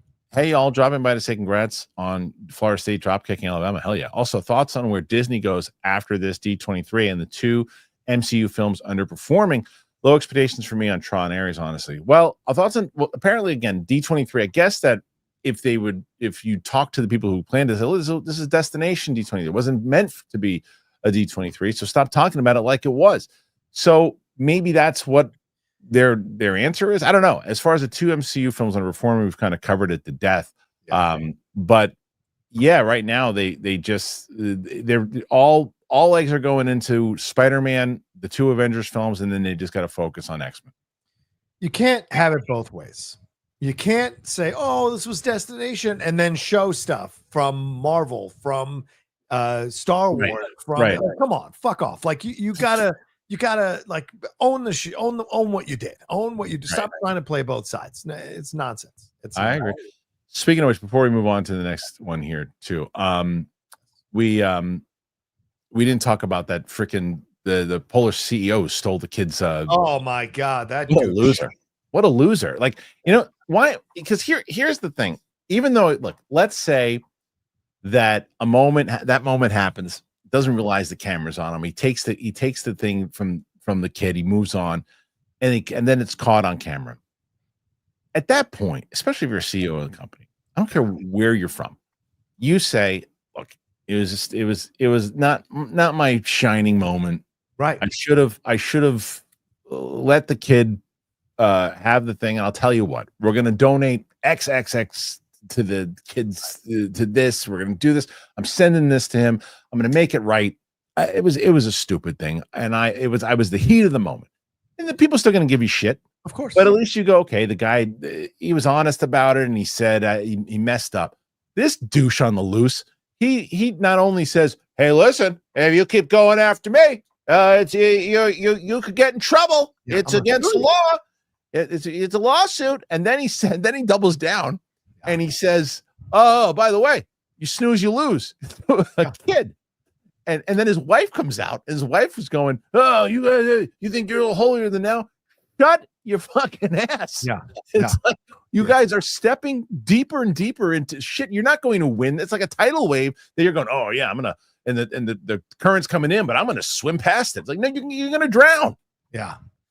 He finally apologized earlier today on social media. Finally, yeah, he's getting murdered. He's lost money. His company lost money. His movies lost money. He's an idiot. Yeah. The fact that he thought that the fact that he tried to say in his apology that he thought this tennis player was trying to give the hat to him when the tennis player is clearly looking at the kid, and he reached over in front of the kid. That is the dumbest excuse ever. It's amazing to me that you're so right. Like, it's the simplest thing to just say, you know what?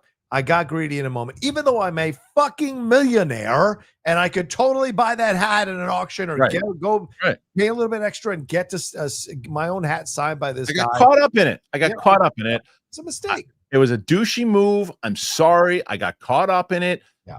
I have all this money. I'm going to give it to this. I'm going to give some of it to this. I'm going to give some money to this kid.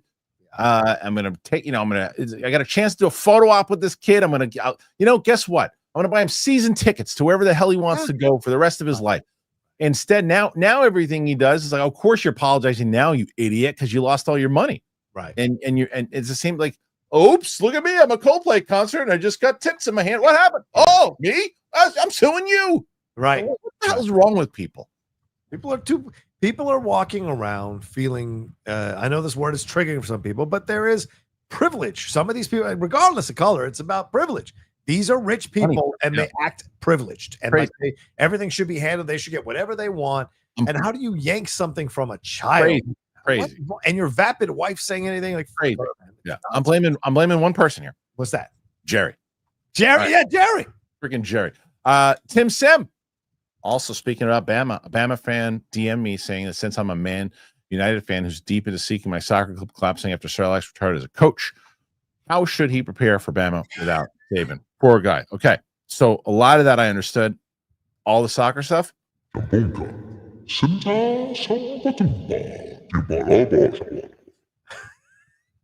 understanding what the hell he's talking about. Other than that, you can people are so like they think Saban, like they were born and raised on Saban winning titles for 4 decades. Bama has sucked ass intermittently for decades before Saban, and then for God's sakes, I go back to Gene Stallings. That's how long I've known about Bama, and there has been ups and downs always. So people are like, I've never seen Bama like this. It's like, yeah, because you started watching Bama 8 years ago. For God's sake, it's nonsense. Well, what about the Man United? So I should prepare for Bama without Saban. Prepare accordingly and just get ready to not be in national title games for a while. Lobo, Safdie brothers said that their most influential directors are Friedkin and Scorsese, which makes sense. You can see that. 100% you can see that. Good Time, Uncut Gems, Smashing Machine, and Marty Screamer movies. Yeah. Scorsese would have made in the 70s. 1,000%. You can see 100%. That. Yeah. Totally. Darth Vader's burnt asshole. Hey. Cautiously optimistic for Star Wars Starfighter. Levy has me mixed. Seems like Lone Wolf and Cub again. It does seem like that. That makes me nervous. Like, get away from that storyline if that's the case. Cast is stellar. Agreed. Rey is almost certainly in the final act, though, right? You'd have to assume it would if they were smart, but I don't know if they're smart. Could give 2 craps on Mando versus Groglet, though. Yeah, but that's the thing is that they're doing the Moana 2 strategy there, and I think that's you have to right now. You have to. Yeah. So, as far as I actually like the Sean Levy thing. I like what he did with what was the movie that he did on Netflix. What's the Adam movie? What was it called? The Adam Effect. Yeah. I like that movie. I think Real Steel is one of the most underrated movies that he's done. like Real Steel a lot. A really solid movie. I hope we get that kind of heart for this movie. Yeah, that's what I'm hoping for. Like I agree. Deadpool 2 or Deadpool 3 rather. I don't necessarily know. Look, the reason why he's getting opportunities, even bigger opportunities in movies like this, is because of Deadpool and Wolverine for sure. And he should be grateful for it, obviously. But let's call it what it is. Deadpool 3 was a Ryan Reynolds movie. Yes. if Ryan Reynolds, if Sean Levy came up with a full idea and they collaborated, they work on things, they're friends, they work on stuff. But if Ryan Reynolds was, well, I don't want to do that, I'm going to do this instead, then that's what they're going to do. It's a Ryan Reynolds comedy movie. That's what that movie is. I want to see a Sean Levy Star Wars movie. I'm curious to see, and I like the fact that Ryan Reynolds isn't in it. Yes. What was the last movie he's done without Ryan Reynolds? It's been a bit. It's been a bit. So let's move past him for a bit and let's do that. I'm on board for Sean Levy. I think Sean Levy is gonna shock people. And it probably could. And look, and it's funny to say this because it really doesn't. It's not as daunting as it might sound. Yeah, but it could be the best Star Wars movie since Rogue One. Very possible. Possible. Very, very possible. Yeah. I mean, any movie that comes out now could be the best movie since Rogue One. But this has a shot. Like I don't think Mandalorian and Grogu. It's just going to be another season of the show, which is fine. Yeah. But it's not going to. At one point, I thought opposite, but now that I realize kind of what it is, I know it's just going to be another season of the show. Maybe they could redeem themselves and kind of go back on the tone of season 1. But the Levy movie could turn it all around if they actually have a plan. Right. Alexander Wilson. The event over the weekend was Destination D23, which is their smaller version of D23 that is hosted at one of the park's hotels. D23 was last year. I get it, but like John said, they still are doing like events and stuff too. I guess you know what it is though. If you're gonna do that, don't call it Destination D23. Call it Destination Disney or something. Call it something different. So that way it's a new event. Yeah. That's like me calling the WWE event over the weekend, WrestleMania in Paris, a Clash WrestleMania in Paris. Like you can't use the connotation of D23 without the responsibility of it. Like, come on, you don't get to get away with it. I know. But I understand. It's just, it was touted as kind of a mini event. Lobo saw the game. Fincher said he didn't do a good job directing it. I disagree with Fincher. I like Michael Douglas, but Sean Penn steals the movie for me. Sean Penn is great in that movie where she was the lead. That's one I got to write down. I got to see if anybody has seen the game. I bet you Sam hasn't seen the game. Right. So let's see. So Sam has seen Fight Club. Let's see. Okay. How about the game with Michael Douglas? I will say it's not one of the ones that I go back to and watch all the time in the Fincher resume. Of course. I remember seeing that movie in the theater though. And I was at Florida State when I saw that. Yeah. I really liked it. Hank Pym. I hate the Demon Hunters movie. Really? I love the sound. You're the first person I've heard say that. Movie's generic trash, but the music is great. Wow. You'll have movies you hate but love the music. The answer to that is definitely yes. I'll tell you what. I'll tell you a movie that I hate's a strong word, but think is boring and don't like, but the score is excellent. Is Ridley Scott's Robin Hood. Oh, okay. Ridley Scott's Robin Hood score is incredible, but it's not great. I don't know. Bad movies are great soundtracks. No, I don't see any of these that I think are bad. So look, Hank Pym. Yeet. Will AJ Lee finally return now for the man? Remember we called this. Remember how long ago we called this that she was joining Seth? It's pretty clear. You don't involve Becky if you're not going to bring AJ. You have to. Yeah, you have to. So they keep. I mean, Punk's got to get a win eventually here, right? Yeah, I know. But it's been great. I mean, I love that Punk is willing to put in. What has been all the knocks since he came, like through the AEWs? Oh, he's all about himself. Yeah. Punk has been one of the most selfless guys. He's been putting everybody over. He's been putting everybody over. Yep. He gets the occasional win. Yeah. Did you watch the event? I didn't see it. Did you watch it? I watched some of it. Yeah. R.I.P. Becky Lynch's career. It's pretty much over. It's pretty much. I mean, that Nikki Bella match was just ridiculous. Was it terrible? It was so bad. Like Nikki Bella does a move and Becky is 20 feet away from her. She spins off the ropes and kicks, and Becky sells the kick with 5 feet of a gap between the kick and her face. Like what are we doing? She did with the face smash on the and the face on the table. You're like, oh, what is happening? So it's not good. Yeah. Look, here's the deal. It's like Eminem. Once Eminem got rich, got successful, and was happy, it took a while for him to come back to be a good rapper because, like, what am I going to rap about in my mansion? You know, and I think the same thing's happened to Becky. Becky got a great love in Seth Rollins. She's a mom to a great child. There's not that hunger, that anger, that thing, you know, and drive. It matters. Yeah, it matters. Yeah. But yes, AJ Lee will return. Did you watch the Punk and Cena match? I heard that was good. Well, not Punk and Cena, right? Punk. No, sorry, Cena and Logan Paul. Logan It was Paul. good, but Logan. Yeah. There were some spots that Logan surprisingly blew, so I think it was fine, but not great. Okay. All right, Alexander Wilson. Destination D23 is only available to attend by people who have the D23 Gold membership, which is why it's not a big event. But it's still media. That's the thing. You can't do that anymore. So if you have media news coming out, but I get it. I understand. That's not true. Media was there, so it is more than just the memberships. Right. Mumra, great name. Reverse the trend. What old live action Disney films could be an animated remake? Swiss Family Robinson, 2000 Leagues, Old Yeller, Treasure Island. It's great. All of those. I'd have to go. You have to go through the whole, Tron. Tron could be a cool animated. Oh, Tron was great. There was a series for Tron, but it wasn't. Yeah, but it's called Uprising, but it wasn't obviously based on those characters. So, I still haven't seen a trailer for the new one. What? You're still holding out, huh? Yeah, I mean, at this point, I missed the reactions for it. I'm just going to see it in the theater. Okay. When I see it. Simon Section, congratulations to FSU for beating Alabama. There's only two good things about Alabama: the Tuskegee Airmen and my cousin. Okay, fair enough. Poor Alabama getting hit. Freddie Castellano, thanks for doing the show on the holiday. Thanks for watching, friend. First time I can write in live and Rocha's on. John, you inspired me to speak up and be myself in the most positive way. Love you. What a nice thing to say by Freddie. Thank you, Freddie. So many people say the opposite about me, so I appreciate you saying the positive. Thank you so much, Freddie. This time. 57 so far, John, on this Monday. Can you get John to 100? Come on, guys. This week, because tomorrow's just me and Mike. Wednesday. Okay. Yep. Wednesday is Roxy and Chris Carr. Ooh. Yep. Thursday is going to be Steph and myself. And then Friday, right now, Winston, I got to see if I'm going to see if Chris Carr can do Friday also, because I have a screening of the Paul Thomas Anderson movie at that time, so I won't be able to make it. Kristian Unpronounceable.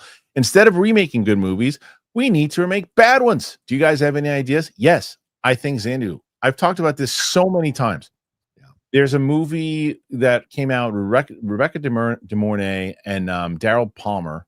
Not Daryl Palmer. He plays Daryl Palmer in the movie. What's his name? Michael O'Keefe. Called The Slugger's Wife. Oh, yeah. I remember that one from the 80s. It's a terrible movie. Yeah. But I loved it. And you could easily do a remake of it. And you could do a remake of with today and Major League Baseball. And instead of doing the home run streak, because you could do the home run streak again, too. You have to beat Barry Bonds thing. I think you do Joe DiMaggio's hitting streak. Yeah. And, so we'll see. I'd remake Jurassic World Rebirth. Yeah. Paul Hitchcock. The Rock. Let's try spinning. That's a good trick. Yeah, exactly. George. Sharmar. What's up, George? John, there's never been a person I've agreed with so strongly, but also disagreed with so strongly seconds later. I love and appreciate your opinions, but never stop being you. Lord of the Rings is better. Much. He knows he's on a very small island by himself. I pride myself on those things. Yeah. I believe what I believe, and I no disrespect to anybody who disagrees, but 9 hours of little people running the hobbits running on grass is not exciting to me. Sam has never seen the game. That's a good one to watch. Yeah, and I think Devil's Advocate's another one she hasn't seen. Oh my god. There's so many names. Devil's Advocate is another one I saw. Florida State. Both of them I saw. I remember seeing with my ex, and that movie was crazy. Yeah. It was a crazy movie. Lobo. Someone said Cruise isn't an actor; he's a movie star. I said that. I asked if he seen Collateral, Magnolia, Born on the 4th of July, Rain Man, The Firm. He said no. No, he's the definition of movie star, but he's also a very good actor in all those movies that you just mentioned. Magnolia, Born on the 4th of July. I mean, they're all great. Yeah. She actually has seen Devil's Advocate. Look at that. Okay. See, I don't know. Sam's it's all over the place. I don't know which one. Anyway, so thank you, Lobo. Beto Power. Hey. Happy Labor Day, MFs. Jaws deep dive on the Cinephiles is creeping into my top 3. Godfather 1 and 2, Heat, Jaws, must listen. Look at that. So I have to say, I'm very moved by that because, we were nervous about diving back because we did the movie 6 years ago, but it was like a quick hour and a half or 2 hours. We knew that this film deserved a better approach to it, so we really dived in. It's our first time we've ever done 4 parts on a movie. We were nervous people were going to listen, so thank you so much to everybody who's listening. That show only on audio? Yes, only on audio. Why? We do live shows every month, one live show every month, but It's just a random topic. We have fun talking Why about. isn't that show on video? I don't understand. Because it's a lot of editing, because we edit in clips from the movie and stuff. Okay. And yeah, there's a lot of umming and awing that we edit out. All right. Yeah. Alexander Wilson. Gilroy exposed the problems with Star Wars is that they had too many subpar creators and writers working on projects. The quality of Andor hurt Filoni and the Mandoverse. People don't want that anymore. I could not agree more. Yeah, gonna have to say yes. I agree. Yeah. Now the question is, will Filoni look at it and go, "Oh, maybe I actually have to write adult dialogue now"? No, he won't. I still think he thinks that he's living in 2015 when everybody loves, like, because he goes to Star Wars Celebration, and he's treated like Mick Jagger in the 60s, and he's like, "Oh, they still love me." He's like, that's Celebration. Yeah, it's like you've got to be looking and realize that your Ahsoka season 1, you've got it. That can't be season 2. It can't be. I agree. This morning they dropped the new trailer for the Guinness series that Stephen Knight, the guy who did Peaky Blinders, and was going to write the Rey movie. Yeah, it's great, the trailer. And I'm like, imagine if he had done this with Rey. And I imagine he's doing Bond now. He's doing Bond now. Yeah, I imagine Cowboy Hat Man was like, no, that's too dark for Rey. That's too gritty for Rey. We can't do that. Where's my animals? Where's my talking animals? Like, we need a monster of the week. We need a monster of the week. What's he doing? Isn't he doing Bond? Stephen Knight is writing Bond. Yes, the new Bond. Right? Yeah. Bond 26. It's like, so he's like, screw this. I'm going to write Bond. It's like, how do you lose a guy like that? Yeah. Did I miss one just now, or is that the one? Is that right? In another world, we have a Lord Miller solo film, which is amazing, and a Stephen Knight Rey film, which completely revitalizes the character and gets people excited for what's coming. But I am so curious. I'm so curious to see, though, because now people are coming in and saying, "Well, wait," because even what's his face, Simon Kinberg is like, Andor inspired me. We want to make this like Andor. Everybody's talking about Andor because that's what the fans actually responded to and united with. Right. That split thing for a second, like it happened with Mandalorian season 1, season 2. Both sides went, okay, look, let's put differences aside. For the most part, we're pretty good. We're good. And then more crap. Oh, no, we're here. We love everything. We hate everything. What about us in the middle? F you guys. Oh, okay. Thanks. Now this Andor was like, oh, okay. Yeah. Some people, it's boring. Some people like, but for the most part, people realize that's quality stuff. Yep. And hopefully Filoni goes, oh, wait a minute. Maybe I can actually make adult stuff now, but I don't think he's going to. No, he's not going to. Yeah. Tim Sim, what makes this MK2 move to May odd to me is that Grand Theft Auto 6, the most anticipated game of the decade, is releasing in May as well. Hope everyone has a great Labor Day. I used to be, and I still think that I am. Okay. I used to be against the idea that because a video game is coming out, that that's going to hurt the box office. I still am against that because the thing is with the video game is, okay, I'm buying it for $70 or whatever the hell it is. Take a break, go to the movies, go see it. I mean, if you're really locked into it, I'm gonna, good. I'm gonna, if I really want to see a movie, I want to see a new Mortal Kombat movie. Okay, good. I'm gonna go see the movie. I'll come back and I'll play Mortal Kombat until 2 a.m. Yeah. But there is something to be said. I don't want to take a break. I'm so locked into GTA. I'll go see Mortal Kombat next week. But I really don't think it is as big of a thing as Winston puts up the fight the most, that he thinks it is a big deal. But how do you feel?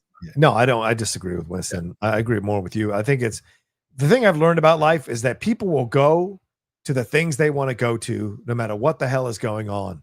Remember when COVID was happening, knee deep into COVID, and Spider-Man No Way Home came out and made over $1.6 billion or whatever it made. Or maybe 2, I don't remember what it made, but it made so much money. And this was at a time when everyone was like, no, people aren't going to the theaters. People are afraid to go to the theaters. People were laying on top of each other, licking each other's faces with COVID going on just to be able to be in the theater and see this movie. So give me a fucking break. Like, I don't think video game matters at all because people can stage a video game to play it when they're ready to play it on a weekend, right? And you can take 2 hours to go see a movie. It doesn't matter. Right. If you want to do it, you'll do it. I agree. Yeah. All right, let's see. Next one. Jay Figgy. Dang, Nolan, that's cool. It was so cool. I spotted a famous YouTuber at my place of employment one time. He was with his lady, and I didn't want to intrude. The YouTuber was John Rocha. And yes, I regretted it because I'm a huge fan. Next time for sure. You should have said hi. Always come up and say hi.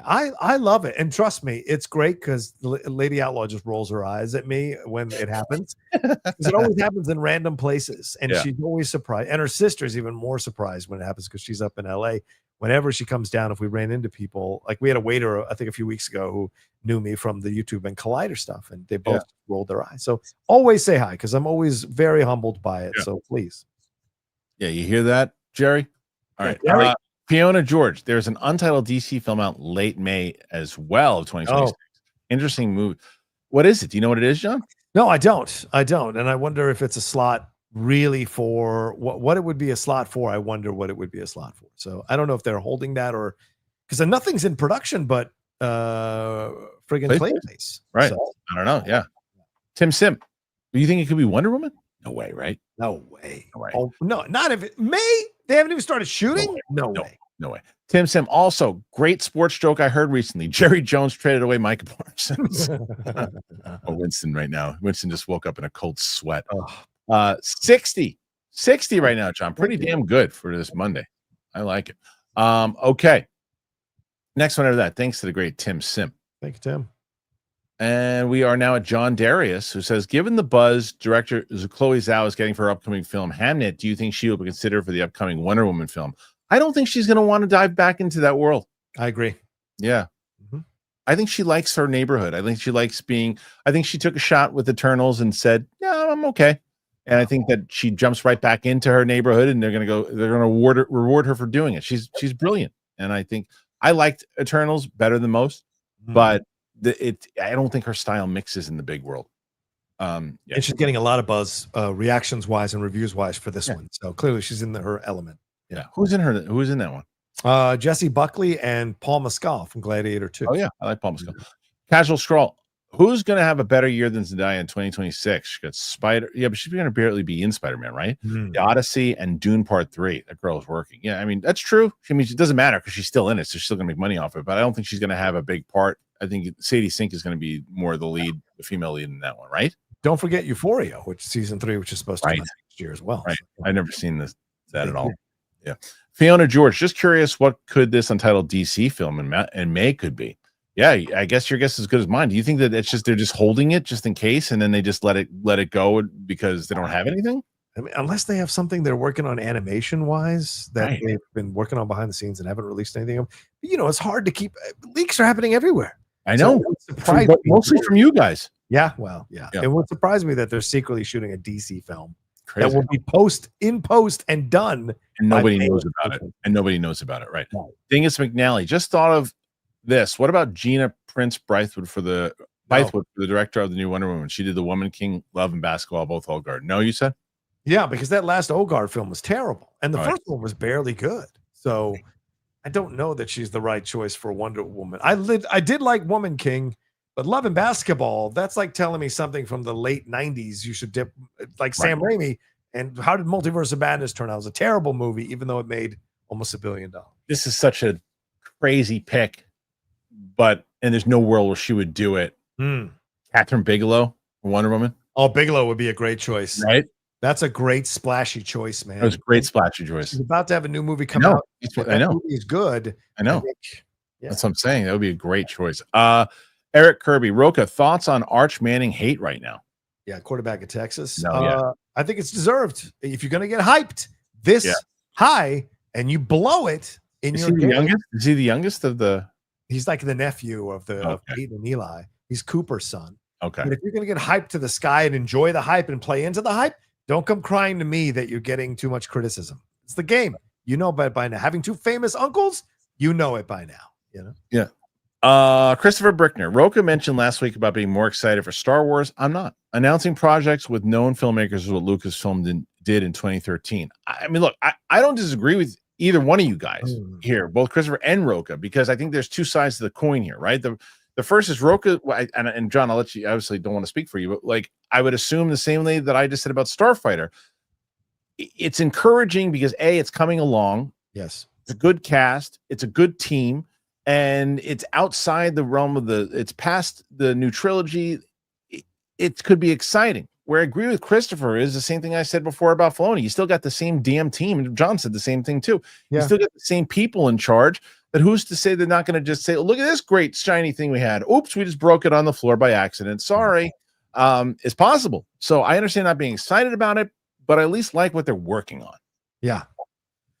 I hope they find directors who will just say, like, look, leave me alone, Dave. I'm going to do what I'm going to fucking do, and I'll need you when I need you. I hope there are more directors coming around. And Filoni is smart. He would do that.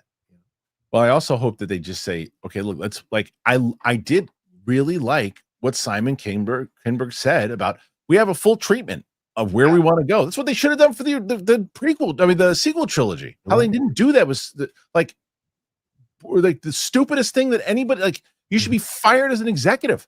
You're putting it, well, we're just going to throw it away. That's what George did back in the 80s. We ain't living in the 70s and 80s. It's a different time.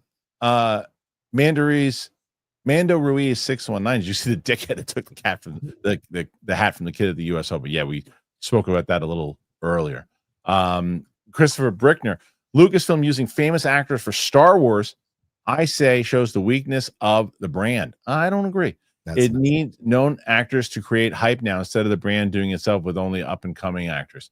No, I don't agree. I think that there are some people like Ryan Gosling being in the movie right now. You need a little juice behind it. You really do. You need a little juice where they're at, and they're going to put a bunch of people inside of these movies also that you don't know, and they're going to build some other people like Daisy Ridley and Oscar Isaac. Oh, Oscar Isaac was kind of a more known name, but John Boyega with the lesser known, and I still think they're going to still do that. But I think that they need some right now. I don't think it's well. I mean, I guess you know what? Maybe I step back a little bit. Okay, I think Christopher Brickner is right. Actually, now that I say that, it does show weakness in the brand, but it's a necessary step that they need right now, because there is a weakness in the brand. Yeah, I have to say I don't fully agree with the point, Christopher, but I take your point and give you a counterpoint by saying this. This is a brand that knows it's weak right now. This is a brand that knows that it's a little bit on its heels. So what you hope that a brand does when it's in that position is it changes its approach so they can get people back on board, because this is a business. I know everyone loves that show stuff and movies. It's a business, and their brand is business, money. So you want to bring in these known actors that do a little bit more of the work for you in terms of the hype and the popularity and the attention and the eyes on your project, so that you can get more people in theaters to see it. And hopefully you deliver a good movie, and then everything's back on track, So yes, it is show weakness, but I applaud them for pivoting and reacting to the weakness. You got to try. You got to try. Simon Section, John, thanks for recommending Dark Winds. I only saw 2 seasons. Is there a third? I would like to know what happened to the mother and her baby that laughed. Yeah, definitely see season 3. It's on AMC Plus. I think it's on Netflix, actually, all 3 seasons. So definitely recommend it. Armada, Conjuring Universe movie reactions. Potentially. I don't know. I got to find out if anybody's watched them. The problem, so Tina's usually my horror girl, but the thing is, Tina has her schedule is kind of right. Well, I got a bunch coming in September, but I think for her, we're going to finish watching the Digital Circus first. But I got to double check, and I'm putting together the schedule for everybody pretty soon. Armada, are you going to show Steph Major League and Days of Thunder? No, I'm going to show Winston those. Winston hasn't seen either one of those, so Winston will probably watch Major League and Days of Thunder with me. I think Winston will really dig both of them. Winston's finally watched Blazing Saddles last night. I didn't see it on his channel yet, but I saw that he posted it. All right. That's good. Cool as a dry pickle. What counts as a view? It sometimes takes me a couple days to complete a reaction. Does it count as 2? Sam's endgame reaction is almost at 500K. I know, it's pretty crazy that it did really, really well. Sometimes a couple of days to complete a reaction. I don't know how long. I think that when you click on it, it does, but I think it's more, it counts as a view, but I think that it's a matter of how long you watch it for. That's the most important thing. And by the way, so they just implemented on YouTube the hype button. John, did you know that? Oh yeah, I saw that. So and I think that the viewers only get like 3 a month or something along those lines. What I would ask, if you're going to do one for my channel, either pick one of the live shows, and because what it's going to do is it's going to help us get our show out there, and we're going to start to get more people to see it. Or I would say pick one of our reactions, whether you want to support Sam, you want to support Steph, you want to support one of those, pick one of our reactions, pick something there and hype one of those. And that, if you can't, by the way, if you can't do super chats and you can't get one of the sponsors, you got the hype button now, and that can help us out. So spend one of those on us. Yeah. Okay. Next one, Shay Markel. Are you guys keeping up with Foundation on Apple TV? Is that the Rebecca Ferguson one? No, that's. Oh no, I think it might be. I think it feels like a sci-fi epic. I imagine fans wouldn't mind if it was a Star Wars spin-off show. Is that what? I don't know which. I think Foundation is the Rebecca Ferguson one. Is it? You let me know. Yeah, I'll let you know. All right. I did. Mahmoud, does Alabama fire their head coach if they fall short? Yeah, they shouldn't. Everyone's talking about him getting fired now. They shouldn't fire him now. But let's see how the season goes. It's a $70 million buyout. So if they fire him, they got to pay him $70 million. Right. So I don't see that happening. Yeah. Bobby, happy Labor Day. Bobby, thank you, by the way. If it wasn't for Bobby, I don't think I would have seen Long Walk. John, how was your visit with Dan Merle? Too bad he doesn't live in San Diego. You, him, and Adam could collaborate. 100%. Yeah, Dan and I had really nice lunch on Friday, I think it was. Thursday, sorry. We had a great 2 hours talking, catching up. We didn't take a picture. I realized that I was driving home. I was like, you moron. And meanwhile, he got photos with Sam and Rachel and freaking Roth when he ran into her the other day. And so, I felt bad we didn't take a picture together. But it was great to see him. I haven't seen Dan in forever, and it was just nice. When we did our live show, he's the best. When we did our live show together, it was nice. He met me at Penn Station. Yeah, he told me he took the train up to see you. Yeah, that was when he came in last time. Actually, when he came in last time, he actually took the train into Long Island, and he came into the studio, and we hung out. But it's funny. I shot an episode with him while he was here, but the footage goes all farted out, so I couldn't put it up. But when we did our live show, we met, we had a couple of drinks. He's the best. He's one of my favorite people in the world. Renetta W became a YouTube member. I'm so glad. Renetta rules. Julius Wyatt, Jurassic Park, Ryan, Jaws, Crusade, Minority Report are my 5 favorite Spielberg. Those are good ones. Cool to finally see Jaws in the theater. Football is back, baby. Sure is. Thursday night. Yep. Yeah. Carlton Rudder, Jaws Part 3 of the Cinephile series. Thank you, Carlton. Yeah.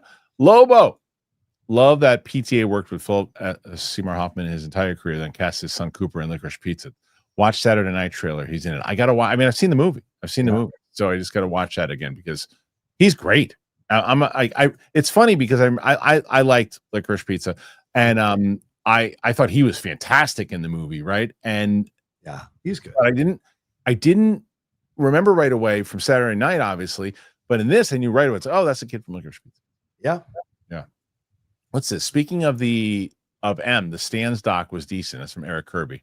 Did you watch that? I think it's on Paramount Plus. It's a documentary on Eminem. No, it's a documentary about Stans. Oh, Eminem is like the guy because of that song. Yeah. Eminem is one of the guys that they profile. And how people become obsessed with celebrities. Okay. Lobo, one battle is 2 hours and 45 minutes. Oh my Lord. Yeah. And 150 million budget. I'm going to be gone for most of the day on Friday. Okay. Good to know. Thank you for telling me. Carver support and thank you for working on the holiday. Thanks for being with us and listening on the holiday. Thank you. 70 questions so far on the holiday. Look at that. With right now, we're still 700 people watching live. Nice. James Diesel, I agree with any game except GTA 5. It made $1 billion and had profit for 10 years. 6 will be at 100 at launch. Hard to drop that cash, then drop 50 on a movie. Yeah, but I mean, but it's also, it might not be the same audience though, too, that is going to see I don't know, Mortal Kombat. Probably an argument is probably pretty stupid video game movie. So maybe you're right. I don't know. Maybe you could be right. I don't know. The counter to the argument is because you watched a video game and you played a video game, you're excited about a video game, you'll go see a movie based on a video game. So you're in that mindset that might get you into the theater more quickly. Yep. All right, Michael. Hey. Baldwin, give me Vader Year 1 Hunting Jedi. Show how the world has changed. Then give me 2 more leading up to Rogue One.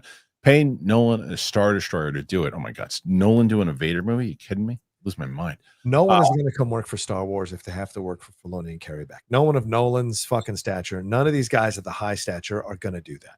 Well, here's the difference there, though. If they go to get Nolan, he's going to have the same deal Tony Gilroy did.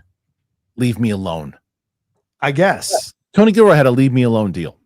I think they should hand Star Wars to Nolan. like they handed DC to James Gunn. Have Nolan completely. You don't want that shit. You don't want that. He doesn't want it. He's gonna do that. I would be so. I would. That's look. One movie with Nolan doing it with Star Wars, I would be, or 3 of them, I'd be happy. But him doing his rest of his career doing Star Wars, I mean, no way. We'd lose out on all the other cool stuff he's going to give us. I guess. Scuba Steve, hey Rocha, love the Cinephiles deep chat about Jaws. I saw it in the theater over the weekend. It's absolutely a classic. Spielberg was just 26. That's crazy. It is pretty crazy. Yeah. So, you know what's also crazy? Speaking of young directors, I you know how the algorithm works, just pops things in there randomly. The kid who played Telly in Kids. You've seen Kids before, right? Yeah, a long time ago. So Harmony, what's his name? Harmony Gold? Is that Harmony Korine? Yeah. Harmony Korine. What is it? Harmony Gold. That's Harmony Gold is the one on Sunset. Theater. Harmony Korine. He was like 19 when he wrote that movie. Yeah. And so they know Steph has never seen that movie. That's not an easy one to watch. No, it isn't. Not an easy one to watch, but I may check that one out. Christopher Brickner. It's not guaranteed Stephen Knight could revitalize Ray. He's pretty hit and miss as a writer. So his Ray Star Wars movie could have been bad, like Seventh Son. Sure, but I mean, it at least would have been detailed and smart. You know? What is this hit or miss as a writer nonsense? Where are you getting that nonsense? Let's see what he has. Previous Thousand Blows was a great series that was on Hulu recently. Rogue Heroes, I don't know. This town, All the Light We Can See. People love that. I didn't necessarily like it. Peaky Blinders, Spencer. See, there's other ones here. Santa Maria, Rogue Heroes, 1,000 Blows. I don't know. Wait, but did he do? Which one did he just say? I don't know. Which one does he have there? He said. He did the Girl in the Spider's Web, which wasn't great. Serenity. I don't know what He did Serenity. Woman Walks. I don't know which. Seventh Son. I mean, that was 2014 though. Seventh. Oh yeah. I mean, you're referencing that. Why are you ignoring Taboo, which was an amazing series, also in the same in 2017 with Tom Hardy? It was incredible. He's a great writer. Yeah. Trey Porter, you guys ever seen Hostiles? Yeah, it's great. That's one with Christian Bale, right? Great movie. Yeah, that's a great Western. Yeah, great movie. Check that out this weekend. Damn good Western, the great cast. Very underrated. Very underrated. And isn't Timothy Chalamet in that one? I think he has a small role in that one. He is in it, right? Yeah. Yeah. Rosamund Pike's in that thing. Yeah, that's right. Nathan Drake, you guys see the Rock man got lean for a role. What is it? What role is it? Do we know why he's got so lean? They're claiming it's a role, but what do you think it is? I think Hollywood is obsessed with Ozempic, and everyone is getting really bone thin. It's not even Emily looked like bone thin. It's nonsense. It's crazy. Okay. People need to stop with this stuff. It's out of control, man. Nathan Drake slapshot reaction. Oh my god, I haven't seen that. I don't know if I've ever seen that. By the way, Arago just finished Westworld series. Season 1 and 2 are great, but ending was mad. Did you see it? No, I never got into it. Did you get into it? Yeah, I liked the first season. Then I tailed off in the second. It just didn't grab me anymore. Dingus McNally, first reviews are out now for the Smashing Machine. The trades are saying that The Rock proves everyone wrong. The Rock is a revelation. Thoughts, Rogue? It's got 100% right now on Rotten Tomatoes. Yeah. Anything there, Rocha? I think it's great that people are excited for it. But if we're going to say the trades are too hyping up one movie, but then we're okay with them hyping up another movie, where's the consistency in that? So we'll see. I like Kristian said earlier, I want to see it for myself and see what I get from it. But yeah. 100% with 11 reviews. So okay, it's still 100% better than 0. What's your favorite movie score to put on during a long road trip? For me, Interstellar, Jurassic Park, those are good ones. I actually have a list. I have like a list of favorite scores that I do. I don't have like just one album. I just listen to. I literally have a playlist that I include favorite scores, and you just kind of pop through. Yeah. Okay, so Variety, Dwayne Johnson Revelation, IndieWire, Johnson's performance is now out wonderful, and playlist news, Dwayne Johnson will bring you 2 tiers. All right, so it's 3 notable reactions. That's good. That's great. Excited to hear it. Simon Section, Kristian, I haven't seen you and Sam reaction to Usual Suspects yet, but Sam has seen Arrival. No, she hasn't. I think Usual Suspects connected their story ending better than Arrival. I mean, I don't know. Arrival's pretty damn awesome. Alex, I think you missed my super chat. Okay, let's see, Alex. Let me double check. Alex, where are you? I'm gonna redo it and see, and I'll bring it up. I'll see. Sometimes they pop through here, but let's see. Alex. Where is Alex? Yeah, but I'm excited for Smashing Machine. It is one of my more anticipated movies of the year, I think. Yeah. Agreed. You? Do you? Oh yeah, there- I'm very much looking forward to it, and I hope if he's great in it, and I've always said he's a good actor. You just got to find the right material. I hope he kills it. But yeah, don't confuse criticism. I think people are clear. Like, don't confuse criticism with of how he acts as a person as criticism of his performance. Yeah. Alex, actually, I found it.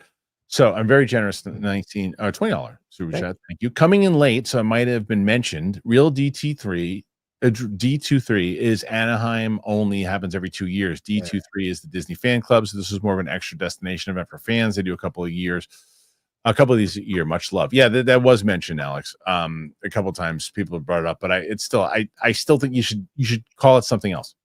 Yeah. You should call it something else.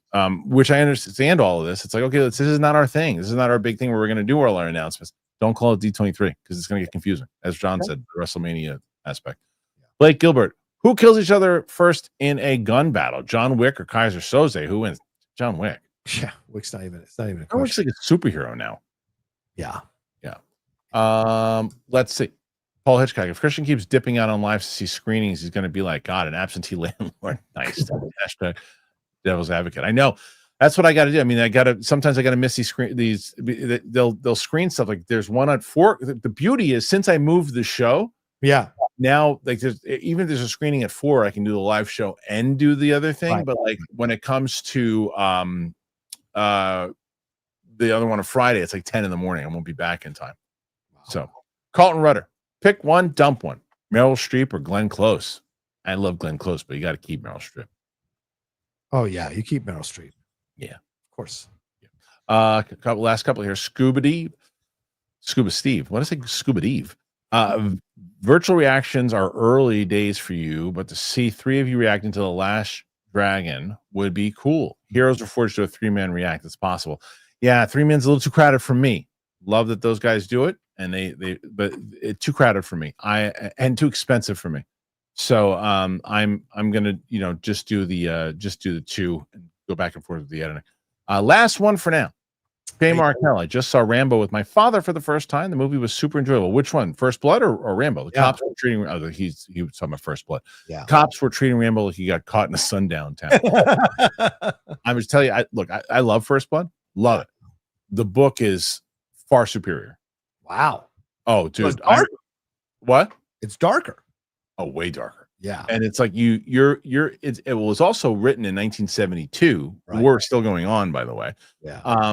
And you're in Rambo's head for the entire thing. But the difference is this, in the movie, he really only he kills the dogs. But he doesn't, and he kills the guy in the helicopter kind of by accident, just on self-defense by throwing the rock. Right. He doesn't really kill anybody. No. In the book, when he's running out of the police station and he punches the guy in the nose, he guts the guy in the book. Yeah.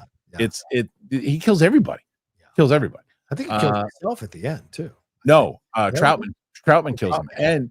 And there's actually a deleted scene from the movie where they had Troutman kill Rambo but it didn't work the same way. Plus, Stallone was Stallone, and nobody wanted to see Stallone die. So, and then they made a franchise out of it. Last one here, Shea Markel, getting us to. Oh no, I lied. Christopher Brickner is the last one to get us to 79. I'm curious if the audiences will see the new Star Wars films like Starfighter, or if they give up on it like the DCEU, and if this current canon can be saved, or if Lucasfilm needs to change the canon again. I'm curious also. There's no answer to that, really. Really is no answer. Until the films come out. Right. Yeah, and it is no longer, as I used to say, where baseball in the 50s, it was America's pastime and football overtook it. Yeah. Star Wars is no longer the American pastime of pop culture. It just isn't. And Marvel's falling out of that spot now too. Yeah. But they've got to get people back on board, and we'll see if they're going to do it. Yeah. Thank you guys so much for being here today. 79 on this Monday. Really fun show. John, thanks for being here today, man. Where can they find you? Yeah, please follow me on all social media at The Rocha Says. I would appreciate that very much. I picked up like 500 new followers on Twitter, so thank you all so much. I guess that Avengers Doomsday story helped, so please, there's more stuff coming from there, so please make sure you follow me there. And my YouTube channel YouTube.com/John Rocha says, so much happening over there. Get us to 50,000 subscribers. We're so close to crossing 40. So thank you so much. And thanks, Kristian. Another Monday, another fun show. And happy Labor Day, everybody. Peace.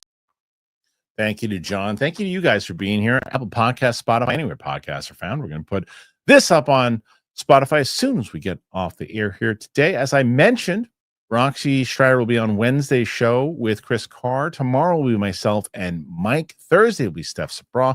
Friday will most likely be Winston and Chris Carr. Just got to get, I'm assuming Chris is going to be able to do it. She told me she was available, so I just have to double check. So you're going to get Chris Carr twice this week. Can they top Rocha at 79? We shall see. Tons of reactions coming out. We got the Memento reaction coming out with Sam, hopefully tomorrow. Should be coming out tomorrow. I got the reactions to the Digital Circus coming out. I'm trying to get Back to the Future 2 with Steph. I'm going to try to get Jaws with Winston. I'm going to try to get Gladiator with Chris Carr.